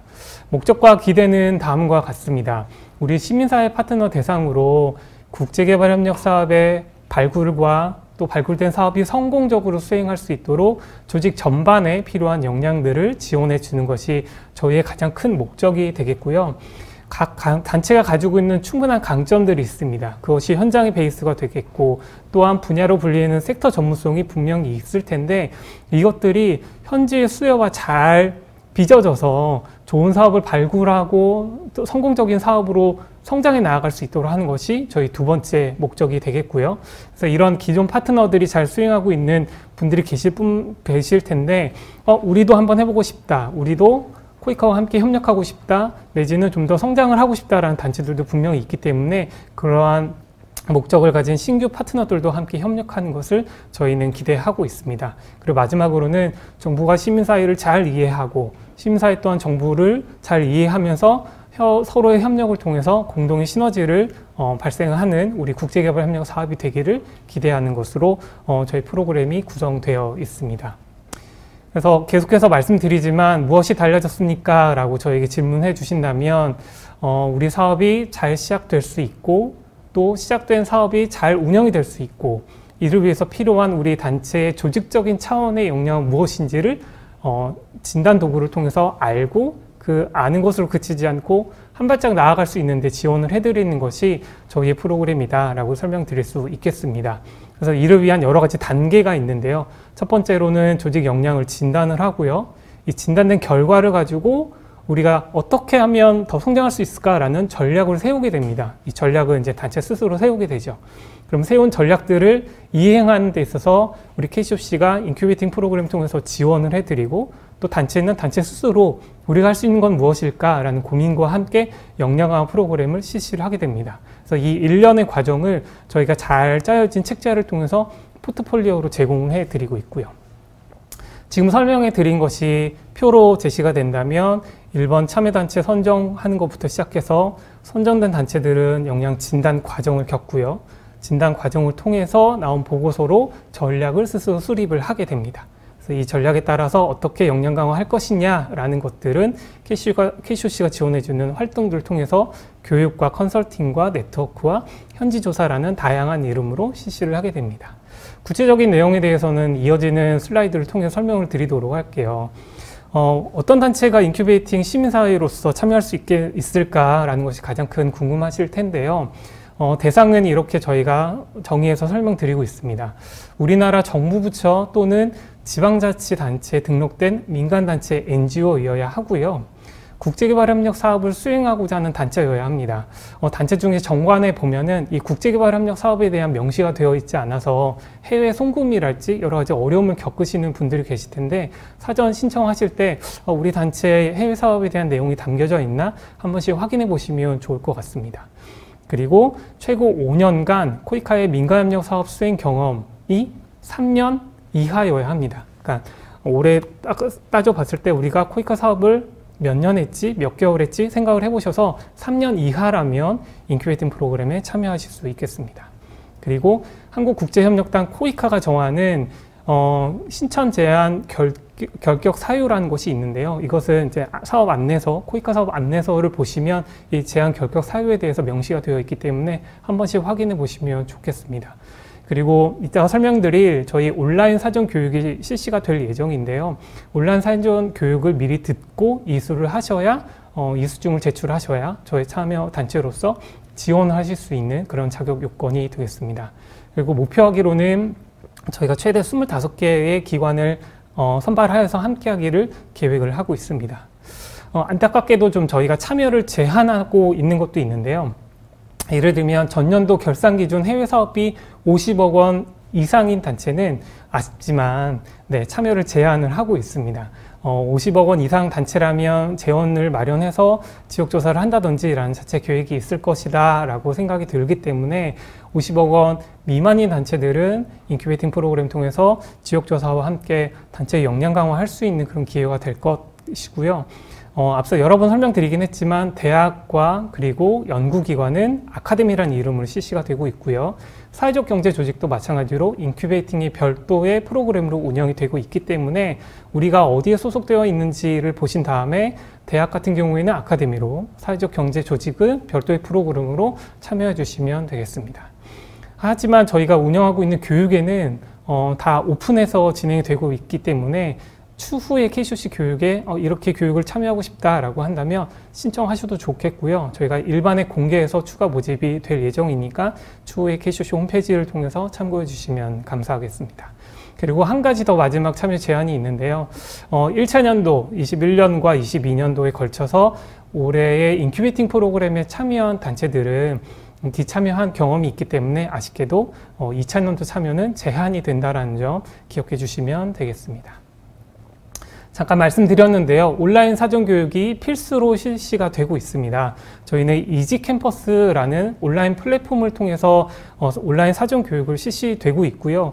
이 교육 같은 경우에는 저희가 교육 내에서 다뤄지면 선정된 이후로 다뤄지면 참 좋겠지만 보다 좀 효율적으로 효과적으로 운영하고자 해서 온라인으로 사전교육에 제공을 해드리고 있습니다. 내용 같은 경우는 국제개발 협력을 한다면 기본적으로 알아야 할 그런 내용들, 기본 지식들이 담겨져 있고요. 특별히 코이카 사업으로 민간협력이 어떻게 실시가 되고 있고 어떤 좋은 모범 사례들이 있는지를 많은 컨텐츠를 통해서 저희가 제공을 하고 있기 때문에 온라인 사전교육을 꼭 필수로 듣고 저희 인큐베이팅 프로그램에 참여 신청을 하실 수 있다는 점 기억해 주시면 감사하겠고요. 본 교육은 약 4시간 동안 이루어질 예정입니다. 그 과목마다 짧게 끊어서 들을 수 있기 때문에 저희가 10월 31일 월요일부터 11월 18일 금요일 이 기간 동안 온라인 교육을 열어놓을 예정입니다. 그래서 틈틈이 집중해서 짧은 강의들을 들으신 다음에 다 수료 완료하시면 수료증을 잘 갖고 계시다가 나중에 저희 프로그램 신청하실 때 영광스러운 수료증을 제출하시면 되겠습니다. 신청에 따른 서류는 다음과 같습니다. 저희가 코이카 지원을 받고 또 코이카 공모 사업을 좀 목표로 하고 있다고 하니까 코이카의 본 사업이라고 표현하는 심사 협력 프로그램의 요건들과 좀 많이 동일하게 갖추려고 노력을 하고 있습니다. 그렇다 보아니 좀 제출해야 되는 서류들이 많을 텐데요. 첫 번째로는 각 기관의 신청 공문이 있겠고요. 두 번째로는 참가 계획서를 받고 있습니다. 그리고 단체 현황에 대한 내용, 그리고 그 단체가 법인 설립이 되어 있는지 또는 비영린 법인으로 되어 있는지 확인할 수 있는 문서가 네 번째가 있겠고, 조직을 좀 더 설명해 줄 수 있는 정관과 조직도와 이사회 명단, 그리고 간단한 대표자의 양력까지도 받고 있습니다. 그리고 전년도 예결산서가 있겠고요. 당해년도 예산서까지 해서 단체의 규모와 상황을 알 수 있도록 하는 그런 서류들을 요청받고 있고요. 그리고 프로그램에 열심히 참여하겠습니다 라는 단체의 서약과 함께 참여하는 인원들의 개인 정보 제공 동의서도 함께 받고 있으니 꼭 잘 챙겨주시기를 부탁을 드리겠습니다. 그리고 앞서 설명드린 온라인 사전교육 이수증도 제출해 주셔야 하고요. 각 문서마다 양식 사용이라는 내용이 있는데, 이 양식 사용은 저희가 10월 30일 날 그 사업 안내서와 함께 제공된 양식을 올려드릴 예정일 테니까요. 이 양식을 다운받으셔서 작성을 하신 후에 신청서를 제출해 주시면 되겠습니다. 본 내용은 KCOC 홈페이지 통해서 다시 한번 확인하실 수 있겠습니다. 그러면 제출을 어떻게 하느냐에 대한 안내가 될 텐데요. 안내된 제출 서류들은 기한일 내에 이메일로 저희 KCOC, P&D 부서에 대표 메일로 제출을 해주시길 부탁드리겠고요. 우편으로 제출하실 필요는 없습니다. 메일로만 제출을 잘 해주시길 바라겠고, 기한일은 12월 18일 금요일 낮 12시까지입니다. 시간을 꼭 엄수해 주시길 부탁드리겠습니다. 메일 보내실 때는요, 제목을 접수, 그리고 인큐베이팅, 그리고 기관, 단체명을 작성을 해주시면 되겠고, 부탁의 말씀을 드리기로는 제공된 양식 파일 같은 경우에는 PDF로 변환을 해주실 필요는 없고요. 해당 양식 그대로 한글 문서, 그리고 때에 따라서 그림 파일 이렇게 제출을 해주시기를 좀 부탁을 드리겠고, 마감 시간 이후에는 죄송하지만 저희가 자료 수정이랄지 또 추가 제출이랄지는 받고 있지 않습니다. 이 점 잘 염두해 주시기를 부탁드리겠습니다. 그리고 메일을 보내주시면 저희가 받는 즉시 잘 도착했습니다 라는 제출 확인 회신 메일을 드리고 있어요. 그래서 마감 시간에는 여러 메일들이 들어오기 때문에 당일 오후 2시까지는 저희가 회신 메일을 꼭 보내드리고 있거든요. 근데 혹시나 제출기관이 우리 회신 메일을 받지 못하였는데 라고 한다면 발송이 오류가 됐다든지 내지는 메일 발송에 에러가 있는지를 좀 확인을 해 보신 다음에 온전한 제출이 완료가 되었는지를 꼭 확인해 주십사라는 부탁의 말씀도 같이 드리겠습니다. 참여단체 선정은 어떠한 과정으로 이루어지는지에 대한 안내를 드릴게요. 저희 심사를 통해서 함께할 단체들을 선정을 하고 있는데요. 11월 5주차에 심사가 있을 예정입니다. 지출해 주신 서류를 검토를 하고요. 검토된 내용을 바탕으로 해서 대면 심사가 있을 예정입니다. 내 외부 전문의로 구성된 심사위원회가 구성이 될 예정인데요. 대면 심사 같은 경우에는 오프라인 대면 심사를 계획하고 있습니다. 상황에 따라서 온라인으로 전환 가능하겠지만 오프라인을 통해서 같이 대화하는 것이 또 심사의 중요한 목적이기 때문에 대화를 통해 단체를 알아가고자 해서 저희가 오프라인으로 진행을 한다는 점 유념해 주시길 바라겠고요. 심사 항목은 총 5가지로 다음과 같습니다. 인큐베이팅 프로그램에 부합하는 단체일까? 그리고 이 단체는 조직 역량 강화에 얼마만큼 필요가 있을까? 그리고 사업 발굴 현지 조사에 관련된 준비와 계획은 무엇일까? 라는 것을 여쭙고 있고요. 이 프로그램에 신청하는 단체들이 얼마만큼 큰 참여 의지를 갖고 그리고 이 프로그램의 결과를 얼마만큼 단체 안에서 지속 가능하게 가져갈 것인지 그 계획도 함께 여쭙고 있습니다. 그리고 앞서 설명한 제출 서류에 보면 어떤 예산의 집행이랄지 계획에 대한 같은 그 문서들도 제출을 요청드리고 있잖아요.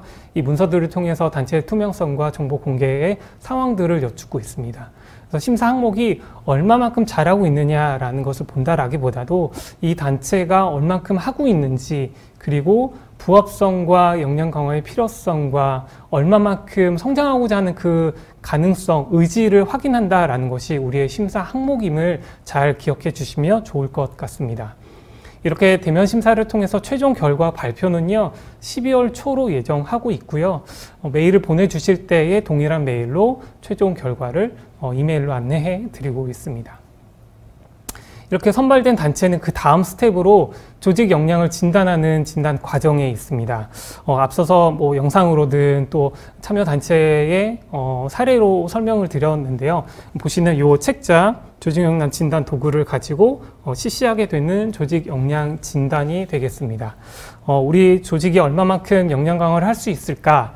부족한 점은 무엇일까라고 그 근거를 찾고 또 전략을 마련하는 데 있어서 사용되는 도구라고 생각하시면 될 것 같고요. 과정 자체가 이를 통해서 우리 조직의 부족한 점을 알고 이를 또 학습하면서 성과를 내고 구성원 간의 소통을 할 수 있는 그런 좋은 인증의 도구가 아닌 대화의 도구로서 사용된다라는 점 기억해 주시면 좋을 것 같고요.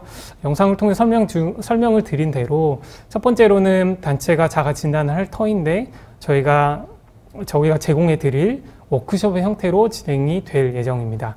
그래서 선발된 단체들이 단체의 어떤 직급별로 내지는 직무별로 나누어져서 한 3차례 진행이 된 바 있고요. 특별히 현지 지부 같은 경우에는 현지에 계시기 때문에 그 특성을 반영해서 저희가 온라인상으로 워크숍을 진행하면서 각 문항에 대해서 답변을 해보고 문항이 가지고 있는 의미가 무엇인지를 친절하게 설명을 해드리면서 올바른 자가진단이 되기 위한 그런 워크숍 형태가 준비가 되어 있다는 점을 기억해 주시면 될 것 같고요.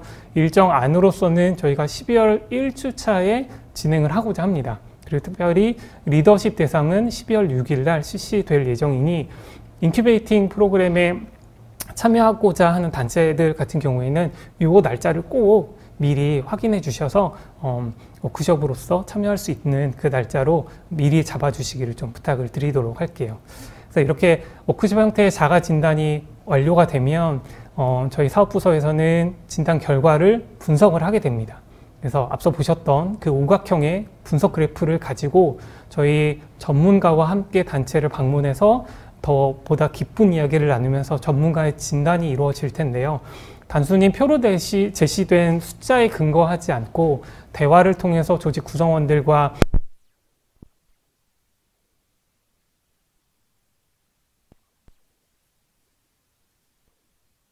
좀 더 깊은 진단이 이루어진다라는 한 단계 더 앞선 스텝으로서의 전문가 진단이라고 보시면 될 것 같습니다. 그래서 저희도 가급적이면 단체로 방문을 해서 전문가 진단이 이루어질 예정이고요. 이 전문가 진단이 완료가 되면 전문가 분께서 보고서를 작성을 해 주세요. 그러면 이 보고서 내에 전문가의 제언까지도 담겨져 있기 때문에 이 제언까지 담은 보고서가 예쁘게 디자인돼서 저희는 단체들에게 제공을 할 예정입니다. 그럼 단체들이 진단 결과 보고서를 통해서 우리가 이렇게 부족한 점이 있구나, 또한 이런 부분에서의 우리가 개선이 필요하겠구나 라는 자체적인 결과 분석과 판단을 통해 이제 앞으로 우리가 역량 강화를 어떻게 하게 될 건지 계획을 수립하게 되는 것이죠. 그래서 이 계획의 수립은 이렇게 보실 수 있겠고요. 계획과 전략 수립 같은 경우에는 말씀드린 대로 단체가 주도해서 전략을 수립한다라는 것이 가장 큰 중요점이겠습니다. 그래서 5개 영역이 있겠고요. 이 5개 영역 중에 우리가 해야 할 것은 무엇인지라는 우선순위를 설정을 하게 되고, 그리고 세부 목표를 수립한 다음에 이를 달성하기 위한 여러 가지 역량 강화 활동을 기획을 하게 됩니다. 이 역량 강화 기획 같은 경우에는 기존의 KCOC가 이미 제공을 기획을 해서 제공해 드릴 내용들이 있고요. 이와는 별개로 우리 단체 스스로 할 수 있는 것은 무엇일까? 단체가 가지고 있는 또 역량도 있겠고 자원이 있기 때문에 그것들을 활용을 해서 우리 자체적으로 스스로 할 수 있는 활동들까지 포함시켜서 우리 조직에 필요한 조직 역량 강화를 위한 활동을 하게 되는 것이죠. 그리고 특별히 교육의 형태로 그리고 컨설팅의 형태로 진행이 되고 사업의 경우는 현지 지역 조사를 다녀오는 것으로 특별한 그 영역에서의 역량 강화다라고 보실 수 있겠습니다.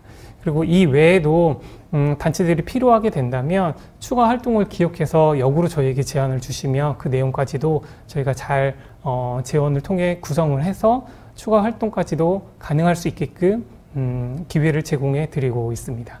그래서 말씀드린 대로 이 일련의 과정들이 잘 마치게 되면 예쁘게 디자인된 포트폴리오를 제공을 해 드리고 있는데요. 이 모든 활동들은 저희가 온라인 도구인 노션이라는 것을 활용을 해서 모든 활동들의 기록을 차근차근 담고 있습니다. 대신 이 기록은 모두에게 공개되는 것은 아닙니다. 그 해당 기관이 개별 페이지를 갖게 되고 이 개별 페이지는 기관 내에 있는 모든 구성원들이 다 같이 보고 그리고 다 같이 확인하면서 같이 만들어갈 수 있는 그런 도구다, 페이지다라고 인지해 주시면 좋을 것 같고요. 이 페이지는 말씀드린 대로 추후에 프로그램이 종료가 된다면 각 단체별로 모든 역량 강화의 여정의 기록이라는 이름으로 저희가 발행해서 별도의 자료로 제공을 해드리고 있습니다. 이 조직 역량 강화 활동에 대해서 좀 설명을 드리도록 할게요. 총 4가지 교육 컨설팅 네트워크 현지 조사라는 내용으로 이루어지고 있겠고요. 말씀드린 대로 단체가 어떤 기획을 하느냐에 따라서 기본 필수 교육도 있긴 하지만 단체의 필요에 따라서 선택하여서 교육을 실시할 수 있고 컨설팅도 받을 수 있다라는 것이 선택적 참여라는 이름으로 설명을 드릴 수 있겠고요. 저희가 제공해드린 것 외에도 단체가 필요한 것이 분명 있겠습니다. 이런 것들을 저희에게 제안을 해주신다면 그 수요를 반영하여서 신규 계획하고 추가해드리는 것까지 저희가 조직 역량 강화 활동으로서 염두에 두고 있는데요. 이 4가지에 대해서 구체적인 설명을 드리면 교육은 필수 교육이 이제 2가지의 필수 교육이 있겠고 이 외에 매월 2번, 1번 내지는 2번으로 정기적인 일자를 세워서 교육을 이렇게 제공을 해드리고 있습니다. 주제는 다음과 같고요.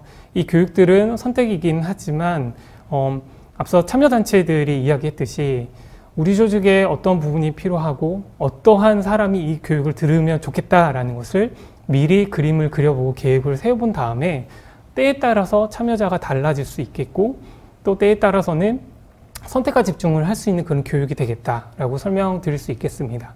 그래서 이와 함께 컨설팅도 동일하게 진행이 되겠고요.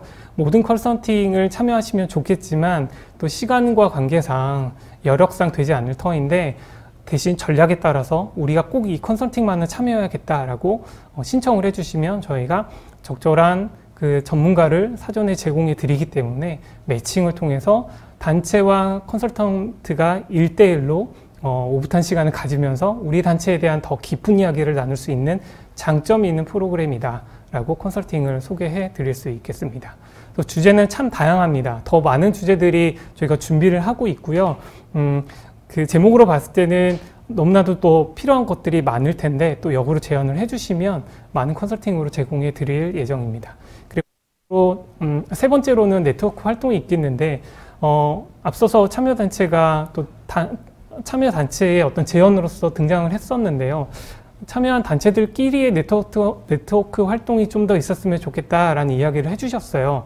저희가 코로나 시국이었기 때문에 안타깝게도 온라인상으로 됐던 그런 상황들이 있었지만 앞으로는 오프라인이 좀 더 활성화된다면 단체들 간의 소통을 통해서 또 협력을 이끌어내고 또 시너지가 생긴다면 좋은 파트너십이 생길 거라 생각이 들거든요. 그래서 이러한 네트워크 활동도 여러 가지 형태로 실시가 될 수 있게끔 저희가 재원까지도 마련해서 지원을 해드리고 있으니 네트워크 활동도 가능하다라는 점 안내를 드립니다.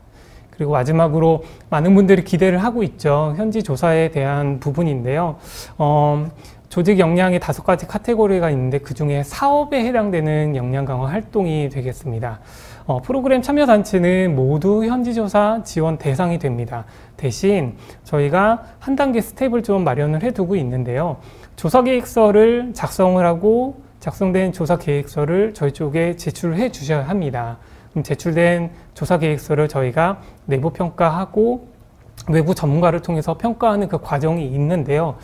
평가라고 해서 당락을 여부를 결정짓는다는 것이 아니라 좀 더 추가되면 좋을 내용들, 이렇게 보완되면 좋을 법한 사항들을 전문가의 의견을 통해서 제시를 해드리고 있기 때문에 그 부분이 보완이 된다면 참여한 단체들은 모두 현지 조사를 다녀올 수 있다라는 것을 다시 한번 말씀을 드리도록 하겠습니다. 그래서 사업 발굴을 위한 타당성 조사 자금 지원을 해드리고 있고요. 이 자금은 지역별로 저희가 차등을 두어서 예산을 책정해 두고 있습니다. 그래서 최대 금액은 좀 상이하겠고요. 구체적인 지역별 최대 금액의 내용은 저희가 추후에 제공해 드릴 사업 안내서를 통해서 금액을 좀 더 명기하여서 안내해 드리도록 하겠습니다.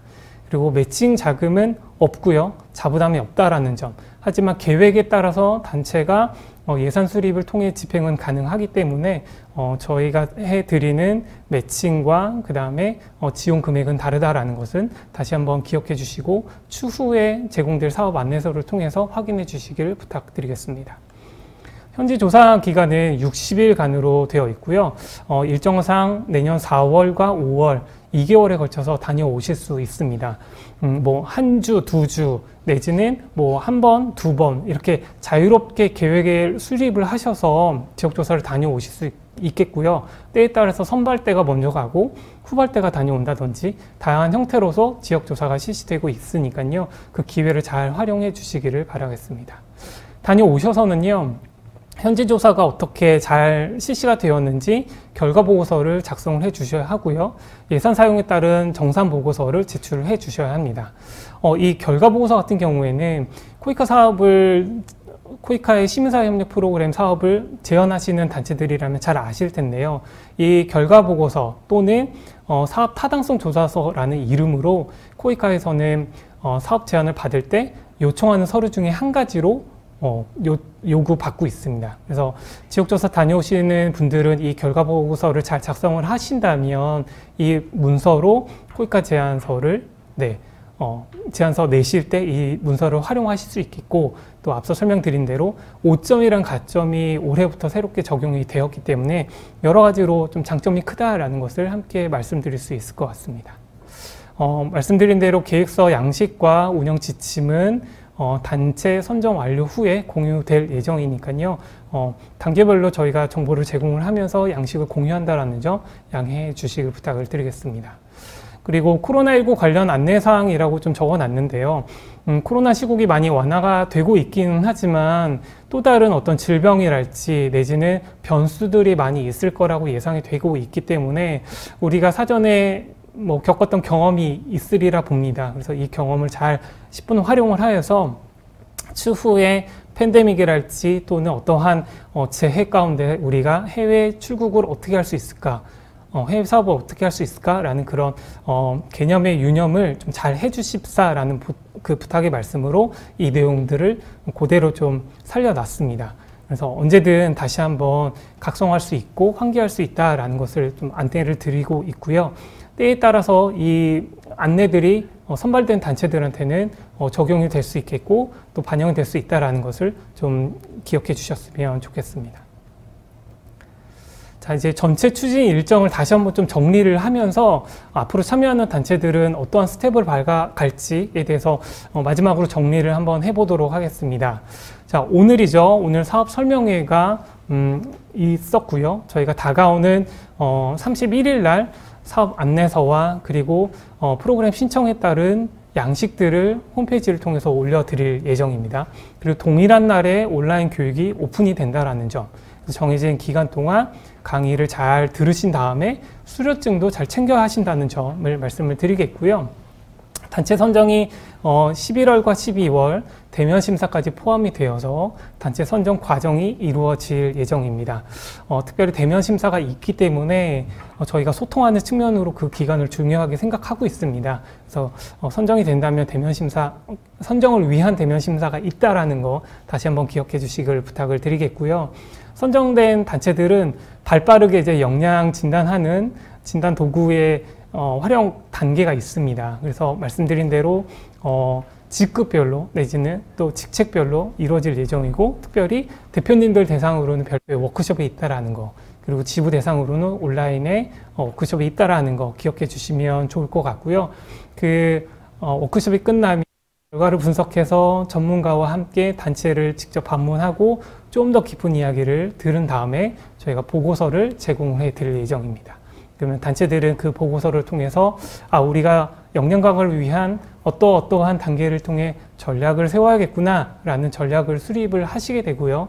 이 수립된 전략들은 캐시우씨가 제공한 역량 강화 활동이랄지 내지는 단체 스스로 계획한 스스로의 활동을 통해서 우리의 부족한 역량들을 하나하나씩 채워나가는 과정을 내년 2월부터 7월까지 긴 호흡으로 갖게 될 예정입니다. 그래서 이 기간 중에는 특별히 지역조사, 현지조사가 있다라는 점, 그리고 이 현지조사를 위해서는 별도의 계획서를 작성을 하셔야 하고, 이 작성된 계획서는 추가 보완이랄지, 그리고 좀 더 탄탄해지는 그 과정을 통해서 보완이 된 후에 지역조사를 다녀오실 수 있다는 거를 기억해 주시면 좋을 것 같고요.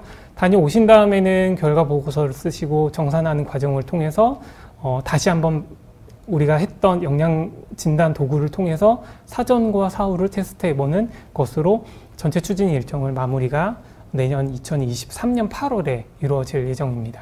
보시면 아시겠지만 촘촘하게 거의 주차별로 모든 일정들이 이루어지기 때문에 이 전체 일정들을 잘 기억을 해 주신 다음에 그 다음 스텝이 무엇이며 우리가 미리미리 준비해야 될 것들은 무엇인가 라는 것을 미리 잘 염두를 해 주시면 좋을 것 같습니다. 자, 이렇게 좀 숨가쁘고 발빠르게 내용들을 훑어봤는데요. 좀 중요한 내용들 위주로 해서 저희가 다시 한번 좀 짚어보면서 이야기를 해보도록 하겠습니다. FAQ라는 것으로 준비를 해봤는데요. 이 FAQ는 다시 한번 P&D 사업부의 박현정 부장님을 모시고 질문과 답변을 같이 해보는 것으로 진행을 해보도록 하겠습니다. 네, 박현정 부장님 나와 계십니다. 그러면 하나씩 한번 훑어보면서 좀 더 깊게 이야기를 나눠보도록 할게요. 첫 번째 질문입니다. 과거 대비 달라진 점은 무엇이 있었을까요? 네, 인큐베이팅 프로그램이 작년에 큰 변화를 맞이했기 때문에 저희가 전년 대비가 아니라 이제 과거 대비라고 FAQ를 만들었는데요. 조직 역량을 중심으로 한다는 것이죠. 과거의 인큐베이팅 프로그램은 사업을 발굴하는 것, 기획하는 것에 집중했다면 지금은 그것을 하나의 조직 역량으로 포함시켜서 조금 더 크게 접근한다는 것이고요. 과거에는 교육을 저희가 일정 부분 필요한 필수 교육들만 제공해 드렸어요. 근데 지금은 교육의 범위를 좀 더 확대해서 선택으로 하실 수 있도록 단체에서 필요하다고 생각하시는 교육을 들을 수 있도록 선택 교육으로 좀 바뀌었고요. 또 컨설팅도 맞춤형으로 저희가 일방적으로 제공하는 것이 아니라 저희가 컨설턴트 목록을 쭉 공유해 드리거든요. 그리고 이 컨설턴트는 뭐 어느 분야에 강점이 있다 이런 것들을 드리는데 이제 그런 것들을 단체가 선택해서 들을 수 있다는 장점이 있습니다. 네, 그렇습니다. 네, 그러면 이어서 두 번째 질문 드리도록 할게요. 우리가 시민사회 파트너 대상이라고 해서 인큐베이팅 프로그램이 진행이 되고 있는데 시민사회 파트너라면 누구나 다 지원 가능할까요? 네, 지금 화면이 보이실지 모르겠는데 2번, 3번, 4번이 거의 같은 질문이에요. 가장 한번 3번, 4번까지 같이. 네, 3번 질문은 본 프로그램의 기업, 대학, 연구기관도 참여할 수 있나요?가 세 번째였고, 네 번째는 아직 비영리 민간단체가 아닌데요. 등록 과정 중에 있습니다. 본 프로그램에 우리도 신청할 수 있을까요? 라는 질문입니다. 네, 시민사회 파트너 여러 이제 법인의 종류 아니면 뭐 등록하신 기관의 종류가 비영리 민간단체이신 분들도 있고 사단법인, 재단법인 되게 다양할 수 있어서요. 비영리 민간단체를 의미하고요. 코이카의 시민사회협력실의 시민사회협력 프로그램의 시민사회 파트너와 동일하다고 보시면 돼요. 그래서 기업, 대학 연구기관 경우에는 기업은 IBS나 CTS 프로그램을 하시기 때문에 그쪽과 연결된 프로그램에 가실 수 있고 대학과 연구기관은 아까 말씀드린 것처럼 아카데미 인큐베이팅이 따로 이제 운영이 되고 있어서 카이덱에 문의를 주시면 되고, 사회적 경제 연대 프로그램도 지금 인큐베이팅 프로그램이 진행 중에 있거든요. 제가 정확히 운영 기간은 생각이 나지 않는데 SE 협동조합이었던 것 같아요. 네, 그쪽에 문의를 주시면 될 것 같습니다. 4번 보시면 아직 비영리 민간단체가 아니다. 아마 임의단체이실 수 있을 것 같아요. 이제 그런 경우 등록 과정 중에 있는데 프로그램에 신청하실 수 있느냐라고 물어보실 수 있는데요. 코이카의 시민사회협력 프로그램에 지원하실 때 반드시 공모 마감일 전까지 이게 등록이 되어야 되거든요. 그래서 저희도 공모 마감 전까지 11월 18일 전까지 등록이 되어야 한다라고 이제 말씀을 드리고 있습니다. 다만 저희는 인큐베이팅이라 준비하는 과정 중에 있기 때문에 저희 과정 중에 만약에 등록을 하고자 하는 어떤 계획이 확실하시다라고 한다면 따로 별도로 저희 좀 사무국으로 문의를 주시면 좋을 것 같습니다. 그러나 안내 드리기로는 공고 마감 기준으로 등록이 완료되어야 참여하실 수 있다라고 안내드리고 있습니다. 네, 이어서 질문이 사전 질문으로 좀 많이 나왔습니다. 아무래도 인큐베이팅 프로그램이 이제 10년 차, 11년을 달려가고 있는 상황이기 때문에 이 질문이 좀 많았던 것 같은데요. 과거 인큐베이팅 프로그램에 참여한 경험이 있습니다. 혹시 이번에도 참여가 가능한가요? 라는 질문이었습니다. 네, 저희가 지금 이벤터스 페이지에서 다운로드 받으실 수 있는 리플렛을 좀 참조해 주시면 좋을 것 같은데요. 참여 제한 기준은 공지한 그대로입니다. 코이카 사업 경험 기준으로 저희가 참여를 제한하고 있습니다. 그래서 과거 인큐베이팅 프로그램, 예를 들면 21년 이전, 20년까지의 인큐베이팅 프로그램에 참여하신 경험은 문제가 되지 않습니다. 또 참여하실 수 있으나 다만 인큐베이팅도 참여하셨고 코이카 사업 경험도 3년 이상이 되신다라고 하면 참여하기 어렵습니다. 참여 제한 조건에 걸리게 되고요. 작년에 참여하셨던, 그러니까 조직 역량으로 조금 저희가 확대를 한 후에 프로그램 변경한 이후에 참여하신 22개 기관은 아쉽게도 2차년도 사업에는 참여하실 수 없습니다. 네, 다음 질문도 좀 사전 질문으로 많았습니다. 우리 기관 자체 사업이 진행 중에 있고 그 지역을 대상으로 한 인큐베이팅 프로그램 참여가 가능한가요? 라는 질문입니다. 네, 자체 사업의 규모가 너무 다를 수 있어가지고요. 자체 사업을 진행 중인 지역에서 이 사업을 좀 더 구체적으로 계획하고 PDM을 짜보고 성과 관리를 하고 지속 가능성을 조금 담보하기 위한 사업, 정부와 협력한 사업을 하고 싶다라고 하시면 네, 하실 수 있습니다. 자, 그러면 참여단체에 대해서 좀 궁금해 하시는 것 같은데 참여단체의 의무는 무엇인지요? 의무는요. 참여하시기 전에 사전교육을 들으셔야 이제 공모를 내실 수 있는 것들이 있고요. 참여하실 때 저희가 이제 성실하게 참여하겠다라는 서약을 받습니다. 물론 뭐 문서일 뿐일 수도 있지만 그 이제 서약을 받는 이유는 참여를 하셔야만 이 프로그램이 운영될 수 있거든요. 그래서 성실하게 저희 계획에 맞게 꾸준히 참여해 주시는 점, 혹시나 담당자가 바뀌더라도 이어서 이 프로그램을 팔로우업 할 수 있는 담당자가 있으셔야 하는 것. 그러니까 성실한 참여의 의무, 그리고 보고의 의무가 있습니다. 네, 참여단체로 선정되기가 쉽지 않겠죠. 하지만 선정이 되면 혹시 코이카의 민간협력 사업 연계가 보장이 되나요? 보장은 되지 않습니다.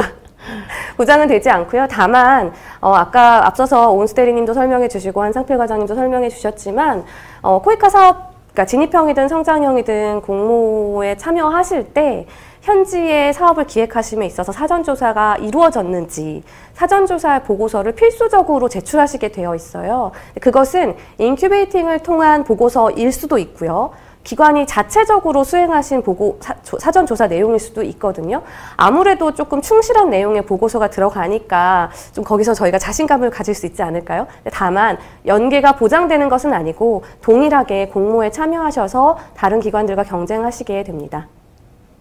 맞습니다. 저희가 요청드리는 어떤 양식들의 종류랄지 그리고 구성이 되어 있는 양식까지도 코이카의 그 동일한 것을 차용을 많이 하고 있기 때문에 진입하고 함께하는 것만으로도 역량 강화가 많이 된다라는 그런 말씀들을 많이 해주시거든요. 그래서 그렇게 좀 역량 강화 되는 기회가 되었으면 하는 바람이 있고요. 8가지 질문으로 참여단체의 모집 관련된 내용들을 좀 훑어봤다면 다음에 나와 있는 요 4가지 질문 같은 경우는 계속해서 설명드리는 역량 진단에 관련된 질문을 좀 다뤄보도록 하겠습니다. 조직 역량 진단 과정 시, 참여 시 뭐 최소 인원, 뭐 최대 참여 인원 이렇게 좀 정해진 게 있나요? 네, 저희가 최대 참여 인원은 제한을 두고 있지 않고요. 최소는 2인 이상으로 두고 있습니다. 조직 역량 진단이 저희가 이제 하는 방식이 구성원들 간의 인식의 차이를 보는 것도 굉장히 중요한데요. 혼자만 있다면 어렵겠죠? 그래서 구성원들이 적어도 2인 이상이 참여하실 수 있어야 되고요. 그 2인은 꼭 본부의 2인이 아니시더라도 뭐 본부의 1인, 현장의 1인 이렇게 참여하셔도 됩니다. 그래서 작년 참여 단체 중에 2인이 주로 참여하신 기관이 한 그렇게 개수는 많지 않아요. 한 뭐 두세 곳 정도 있고요. 최대로 참여해 주셨던 것, 진단하실 때는 9분이 참여해 주셨던 기관도 있었습니다. 네, 이렇게 구성 인원이 많으면 그 안에서의 다이나믹이 있고 어떤 분은 사업을 담당하지만 어떤 분은 뭐 재정을 하신다거나 내지는 이런 담당했던 역할들이 다르다 보니까 그 안에서 생겨나는 그래프들의 모양이 너무나도 다양하더라고요. 그래서 그런 다양한 지정이 나쁘다는 게 아니라 우리가 이렇게 인식을 하고 있구나라는 것을 확인할 수 있었기 때문에 그 더 뭐랄까요, 가치가 더 중요했던 것 같습니다. 자, 그러면 이어서 또 질문 드려보도록 할게요. 조직 역량 진단을 하면 결과를 받게 되는데 그 결과에 조직 역량의 방안이 이렇게 딱 명시가 되나요? 네, 저희가 제언을 드립니다. 아까 제가 이제 저희 KCOC 사업 성과 공유 발표 드릴 때 그래프 보여드렸었는데요. 그 그래프들을 보면은 조금 구성원 간의 인식 차이가 있다거나 조금 이상하게 좀 평가 점수가 낮다거나 그런 항목들이 있어요. 그런 항목들을 단순히 점수만 가지고 저희가 드리는 건 아니고 전문가와 함께 방문을 해서 구성원들과 논의를 합니다. 대화를 하면서 굉장히 저희가 그 원인들을 파악해내는 과정들을 한 번 더 하거든요. 그러고 나서 최종 보고서가 발간이 되면 저희가 5개 카테고리를 모두 강화해야 됩니다. 이렇게는 아니고요. 한 2-3개 정도로 집중해서 이 영역에 집중해 보시는 것이 좋을 것 같습니다. 라고 제언을 드립니다. 다만 제언 드린 것을 그대로 따르셔야 하는 것은 아닙니다. 기관이 생각했을 때 우리는 이거 잘하고 있다고 나왔지만 더 잘하고 싶어 라고 하실 수 있잖아요. 그래서 그걸 기반으로 해서 조직 역량 강화 전략을 세우시는 것은 기관의 몫이고 기관의 선택입니다. 네. 전략은 곧 선택과 집중이다. 네, 이렇게 말씀드릴 수 있을 것 같고요. 이렇게 진단 결과를 통해서 활동을 하고 또 결과들을 잘 정리한 것이 포트폴리오다라고 네, 설명을 드렸는데 좀 더 포트폴리오에 대한 내용을 네, 설명 부탁드리면. 네, 저희가 저희 단체들의 역량 강화 활동의 어떤 과정이 온라인 도구인 노션을 통해서 기록된다라고 말씀을 드렸어요. 단체와 이제 KCOC만 보고 있는 그 이제 노션에는 단체들이 제출한 서류, 그리고 단체들이 참가한 교육, 그다음에 교육에서 제공해주신 부가 자료들, 그리고 컨설팅을 수행하기 위한 뭐 컨설팅 사전 질문들, 그리고 컨설턴트가 제공한 소중한 정보들, 이런 것들이 모두 담겨 있습니다. 그런 과정들을 저희가 좀 더 잘 엮어서 그리고 교육 같은 경우는 수료증도 있을 수 있고요. 또 현지조사 결과 계획서, 보고서, 예를 들면 조사하실 때 쓰셨던 설문지 양식 뭐 이런 것들이 다 있는데요. 그것을 좀 한데 엮어서 우리 조직은 조직 역량 강화라는 것을 하기 위해 정말 이렇게 노력했습니다라는 것을 지금의 구성원이 조직에 계시지 않더라도 좀 볼 수 있도록 좀 포트폴리오라는 이름으로 제공해 드리고 있습니다.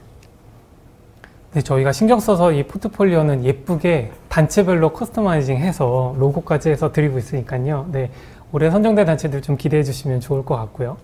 마지막 조직 역량 진단 관련된 질문입니다. 현지조사 지원금 외에 단체 자체 자금으로 추가 조사를 할 수 있나요? 네, 아까 코이카의 이제 오은수 대리님 설명하실 때 코이카의 시민사회 협력 프로그램은 그 협업의 형태, 그러니까 공동 분담금이 있는 형태이잖아요. 인큐베이팅 프로그램은 현지 조사 자금에 대한 자부담부는 없습니다. 매칭은 없고요. 다만 단체 자체 자금으로 조금 더 추가 조사를 하실 수 있다면 하시면 됩니다. 다만 이제 재정이 좀 섞이지 않도록 잘 분리해서 관리하실 필요가 있습니다. 네, 감사합니다. 아마 또 더 많은 질문과 답변은 있을 터인데 저희가 사업 안내서의 FAQ로 핵심 질문들은 정리해서 제공을 해드릴 테니까요. 추후 배포될 자료들을 잘 확인해 주시면 좋을 것 같습니다. 그리고 저희가 신청자를 받을 때 사전 질문을 함께 받은 내용들이 있습니다. 일부 내용들은 저희가 패널들의 대화를 통해서 몇 가지 이제 다룬 내용들이 있겠고요. 그 중에 총 10가지만 좀 뽑아서 사전 질의 내용을 다루도록 하겠습니다. 자, 첫 번째입니다. 인큐베이팅 프로그램 몇 번까지 신청할 수 있나요? 인큐베이팅 프로그램 신청 제한 횟수는 없습니다. 참여 제한만 있고요. 몇 번까지 신청하시는지에 대한 제한은 없습니다. 네. 횟수의 제한은 없다. 대신 자격의 기준, 제한 기준은 있다. 잘 참고해 주시면 좋을 것 같고요. 두 번째입니다. 시민사회 인큐베이팅 프로그램 경쟁률이 어땠나요? 이거 굉장히 중요한 정보인데 생각보다 참여하시는 게 어렵지 않습니다. 네. 물론 KCOC가 이 프로그램을 쭉 다 운영했던 것은 아니어서 전체가 그랬다라고 말씀드리기는 어려울 것 같은데요. 2대1을 넘었던 적은 없습니다. 네. 네. 생각보다 문이 넓죠? 여러분 참여해 주세요. 네, 경쟁률 되게 고급 정보죠. 네. 그 다음 질문으로 가보겠습니다. 현재 조사 사업이 코이카의 본 사업으로 연결하기 위한 절차에 대해서 궁금합니다. 저희가 연계를 바로 시켜드리는 것은 아니기 때문에 코이카의 공모에 참여하시면 되고요. 보통 이제 코이카가 다음 N+1년도 다음 해의 사업을 공모하는 걸 그 전에 하잖아요. 5월, 6월 정도에 공모 설명회가 있고 아마 7월, 8월 정도까지 이제 1차 서류를 접수하는 게 루틴한 좀 일정이라고 알고 있어요. 그래서 저희가 올해 되게 굉장히 중점 둔 게 이제 이 일정인데요. 조사를 빨리 다녀오셔야 그 조사를 기반으로 기획한 사업을 코이카 사업으로 공모하실 수 있는 거예요.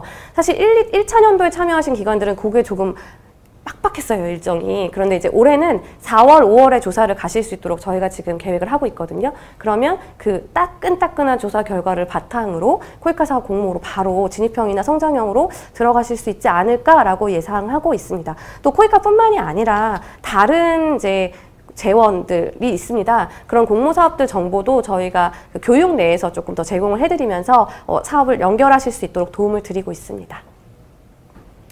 네. 그러면 그 다음 질문 또 드려보도록 할게요. 1차 년도 사업 내용의 결과를 반영해서 새롭게 계획한 2차 년도 사업 내용은 무엇인가요?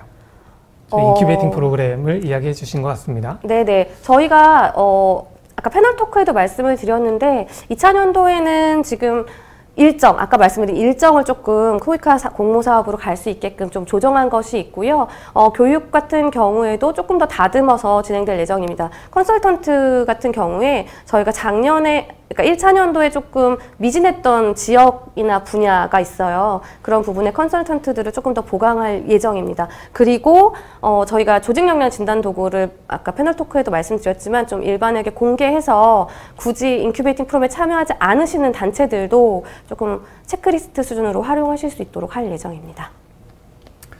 네, 이번 질문은 좀 더 심도 있는 질문인 것 같습니다. 개발도상국에 대한 금융과 교육을 접목한 개발협력 사업에 대해서 관심이 있다고 합니다. 실제로 진행된 유사한 프로그램의 사례가 있을까요? 라는 질문이네요. 어렵네요. 일부러 저 곤란하라고 넣으셨나요? 아마 코이카에 문의하시면 더 많이 아실 수 있겠지만 이제 인큐베이팅 프로그램 통해서 사실 금융도 되게 큰 단어고 교육도 사실 큰 단어잖아요. 근데 인큐베이팅 통해서 소액대출 사업 같은 경우와 이제 소액대출을 하신 상인들에게 어떤 회계 지식이라든지 아니면 마케팅 기술이라든지 이런 것들을 교육하는 프로그램 사업이 있었습니다. 실제로 이렇게 발굴해서 진행한 사업이 아시아에서도 있었고 아프리카에서도 있었어요. 근데 같은 소액대출이지만 대상이 좀 달랐거든요. 취약계층을 대상으로 하는 것도 있고 여성을 대상으로 했던 사업들도 있고 해서 그 금융과 교육 연계는 활발하게 이루어지는 것 같아요. 또 비단 시민사회협력실 프로그램뿐만 아니라 코이카의 기업협력실에서 진행하는 CTS나 IBS 사업도 사실은 관련이 되게 있다고 볼 수 있겠죠. 네, 점차 사업들이 확대되고 있기 때문에 이러한 질문도 더 자연스러운 것 같고 우리 관심사도 넓어지는 것 같습니다. 그 다음 질문을 한번 가볼게요. 차후 프로그램 일정이 궁금합니다. 인큐베이팅 종료 후에 팔로우 프로그램이 있을까요? 라는 질문을 주셨습니다. 이건 아마 1차 년도 참여하신 기관들이 좀 궁금하실 것 같은데 저희가 2차 년도에 이제 1차 년도에 참여하신 기관들의 변화를 조금 더 집중해서 살펴보는 연구가 있을 예정이고요. 또 1차 년도 참여하신 단체들이 추가적인 어떤 컨설팅이나 이런 것들을 요구할 때 팔로우업 할 수 있도록 예산 편성을 조금 해두었어요. 그래서 필요하신 것들이 있다면 저희에게 연락 주시면 한정된 재원이지만 그 재원 안에서 최대한의 효과를 좀 볼 수 있도록 지원할 예정입니다. 네, 답변 감사합니다. 그 다음 질문은 아마 우리 KCOC를 좀 궁금해해서 이렇게 주신 질문이지 않을까 싶습니다. 우리나라의 민간협력 사업이 잘 갖춰지고 있는 가운데 이를 뒷받침하는 연구나 해외로의 확산은 부족하다고 생각합니다. 이에 대해 염두하고 계시는 것이 있나요? 라는 질문입니다. 이것도 어렵네요. 네. KCOC가 연구 활동을 하지 않는 것은 아니에요. 저희가 이제 아직 알리지 못한 저희의 약간 부족함이 있는 것 같습니다. 다양한 연구 활동들을 지금 하고 있습니다. 그 내용들을 KCOC 홈페이지에서 확인하실 수 있고요. 해외로의 확산 부분은, 이 부분은 좀 노력해야 되는 부분이라고 생각하는데요. 다만, 한국의 개발 협력에 대해서도 해외에서 관심이 많지만 당연히 민간 협력에 대해서도 관심이 많을 수밖에 없잖아요. KCOC는 협의체의 협의체, 그러니까 각국의 협의체의 포러스에 가입하고 있기 때문에 이를 통해서 다양한 사례들을 공유하고 있기도 하고요. 또 OECD 닥 그룹 중에 OECD 닥 시민사회 CSO 레퍼런스 그룹인가? 네, 그룹이 있어요. 그 그룹을 통해서도 저희의 사례들을 공유하고 하는 활동들을 하고 있습니다. 네, 부족하지만 열심히 노력하고 있기 때문에 KCOC 홈페이지를 통해서 좀 관심을 가져주시면 네, 더 많은 정보를 함께 나눌 수 있을 것 같습니다. 네, 맞습니다. 대한민국의 국무조정실도 또 ODA 확산을 위해서 시민사회와 함께 협력을 하고 시민사회의 좋은 사례들을 발굴하고자 하는 연구 용역들도 많이 내고 있고 저희 또 정책센터에서도 그 연구 활동을 함께 하고 있기 때문에 그 연구의 결과들을 좀 많이 활용해 주시길 바라겠고 저희도 어떤 UN 단에서의 어떤 모니터링 활동에 저희 시민사회 활동들을 잘 소개하는 그런 자료들도 내고 있습니다. 모쪼록 부족하지만 더 열심히 하는 KCOC가 되도록 노력하겠습니다. 자, 두 가지 질문이 남았는데요. 현지 파트너와의 소통 중에 제일 어려운 부분은 어떤 부분일까요? 라는 질문입니다. 네, 이것은 제가 대답하기보다는 참여 단체들이 오히려 서로 나눠주셔야 하는 대답일 것 같고요. 저희가 이제 현지 파트너에 좀 집중하고 있는 부분은 현지의 지부를 가지고 사업을 하시는 기관들도 있지만 현지 좋은 파트너를 찾아서 파트너와 협력해서 사업을 하시는 분들이 있으세요. 그런데 이 파트너가 좋은 파트너인지 그리고 좋은 파트너를 찾았는데 어떻게 하면 더 잘 소통할 수 있는지에 대한 궁금증을 가지시는 단체들이 많아서요. 제일 어려운 부분을 지금 여기서 말씀드린다기보다는 1차 년도 사업에서 해당 부분에 대한 컨설팅이 굉장히 많이 이루어졌고요. 굉장히 높은 만족도를 보였습니다. 네, 그것만 말씀드릴게요. 네. 단체 자체 예산으로 현지 조사를 했을 경우 가점을 받을 수 있는지요? 이거는 아마 시민사회협력 프로그램 공모에서의 가점인데, 이제 가점은 인큐베이팅 프로그램을 통해서 발굴한 사업을 통해서 진입형으로 들어올 때 가점을 주시는 거고요. 성장형으로 들어갈 땐 또 가점이 적용이 안 돼요. 그래서 그 부분은 만약에 인큐베이팅 프로그램이 아닌 단체 자체 예산으로 하신다면 가점은 어려울 것 같고요. 다만 단체 자체 예산으로 조사를 잘 수행하셔서 보고서의 질이 굉장히 높다, 그리고 사업계획이 잘 되었다라고 하면 당연히 심사에서 높은 점수를 받으시겠죠. 네, 이 정도 말씀드릴 수 있을 것 같습니다. 네, 답변 감사합니다. 이상 사전 질의로 들어왔던 질문에 대해서 저희가 답변을 드렸고요. 이 다음부터는 실시간으로 들어왔던 질의 응답에 대해서 저희가 이제 화면을 보면서 어떤 질문이 들어왔을지 답변을 한번 드리도록 할게요. 질문은 다음과 같습니다. 올해 인큐베이팅 프로그램에 참여하였으나 코이카 사업 제안을 하지 못했습니다. 내년 코이카 사업 제안 시 가산점 반영이 될까요? 네, 일단은 올해 너무 일정이 빡빡했죠. 저희 22개 참여 기관 중에 한 분이실 것 같은데 죄송하다는 말씀을 드리고 아마 사업을 좀 더 이제 발전시켜서 내년에 참여하실 예정이신 것 같아요. 가점이 적용된 게 올해부터예요. 그러니까 올해 공모, 23년 사업부터거든요. 내년 공모, 24년 사업까지는 유지되지 않을까라고 예상하고 있습니다. 다만 된다 안 된다를 저희가 말씀드리기 어려운 게 저희가 이제 공모 설명회를 하는 것이 아니다 보니까 저희는 유지될 것이라고 예상하고 있고요. 내년 5월 또는 6월에 있을 코이카의 시민사회협력 프로그램 공모 설명회를 꼭 참고하시기 바랍니다. 네. 다음 질문. 네, 다음 질문입니다. 코이카 민간협력 사업을 기존에 수행하고 있는 기관은 참여할 수 없나요? 수행 경험이 3년 이하인 단체로 제한된다고 해서요. 네, 기존에 수행하고 계신 단체라고 하면 여러 케이스가 있을 수 있는데요. 예를 들면 우리가 21년부터 사업을 시작해서 21년, 22년 수행을 했다라고 하면 지금 2년 수행하신 거잖아요. 그렇기 때문에 참여하실 수 있습니다. 그런데 우리 기관은 최근 5년 이내니까요. 19년, 20년, 21년, 22년 이렇게 참여했다라고 하면은 참여하시기 어려운 거죠. 그리고 저희가 이제 참여를 카운팅하는 그 사업 종류를 리플렛에 넣어놨거든요. 시민실의 민간협력 사업, 그 다음에 질병퇴치기금 사업, 그리고 인도지원 민간협력 사업, 요 세 가지를 카운팅하고 있거든요. 그 점 유념해서 연도를 좀 한번 세보시면 좋을 것 같습니다. 네. 애매하시면 저희 쪽에 문의를 주셔도 같이 그 숫자를 확인해 볼 수 있을 것 같습니다. 다음 질문입니다. 현재 수행하는 국가가 아닌 다른 국가로 현지 조사를 가고 싶고 결산이 50억 이하인 단체입니다. 저희처럼 다른 국가로 현지 조사를 가서 사업을 확장하려고 하는 단체가 참여할 수 없는 걸까요? 라는 질문입니다. 네, 이 부분도 정확히 결산이 50억 이하인 단체에 참여하실 수 있고요. 자, 현재 수행하는 국가가 아닌 다른 국가로 현지 조사를 가고 싶다? 참여하실 수 있습니다. 단, 아까 설명드린 것처럼 지금 예를 들면 지금 베트남에서 19년부터 사업을 하고 있다. 19, 20, 21, 벌써 3년이 지났죠? 그러면 안 되는 거예요. 계산이 되시나요? 네, 이렇게 예를 들어 드릴 수 있을 것 같습니다. 네. 자, 현지 조사 대상 국가에 제한이 있나요? 라는 질문입니다.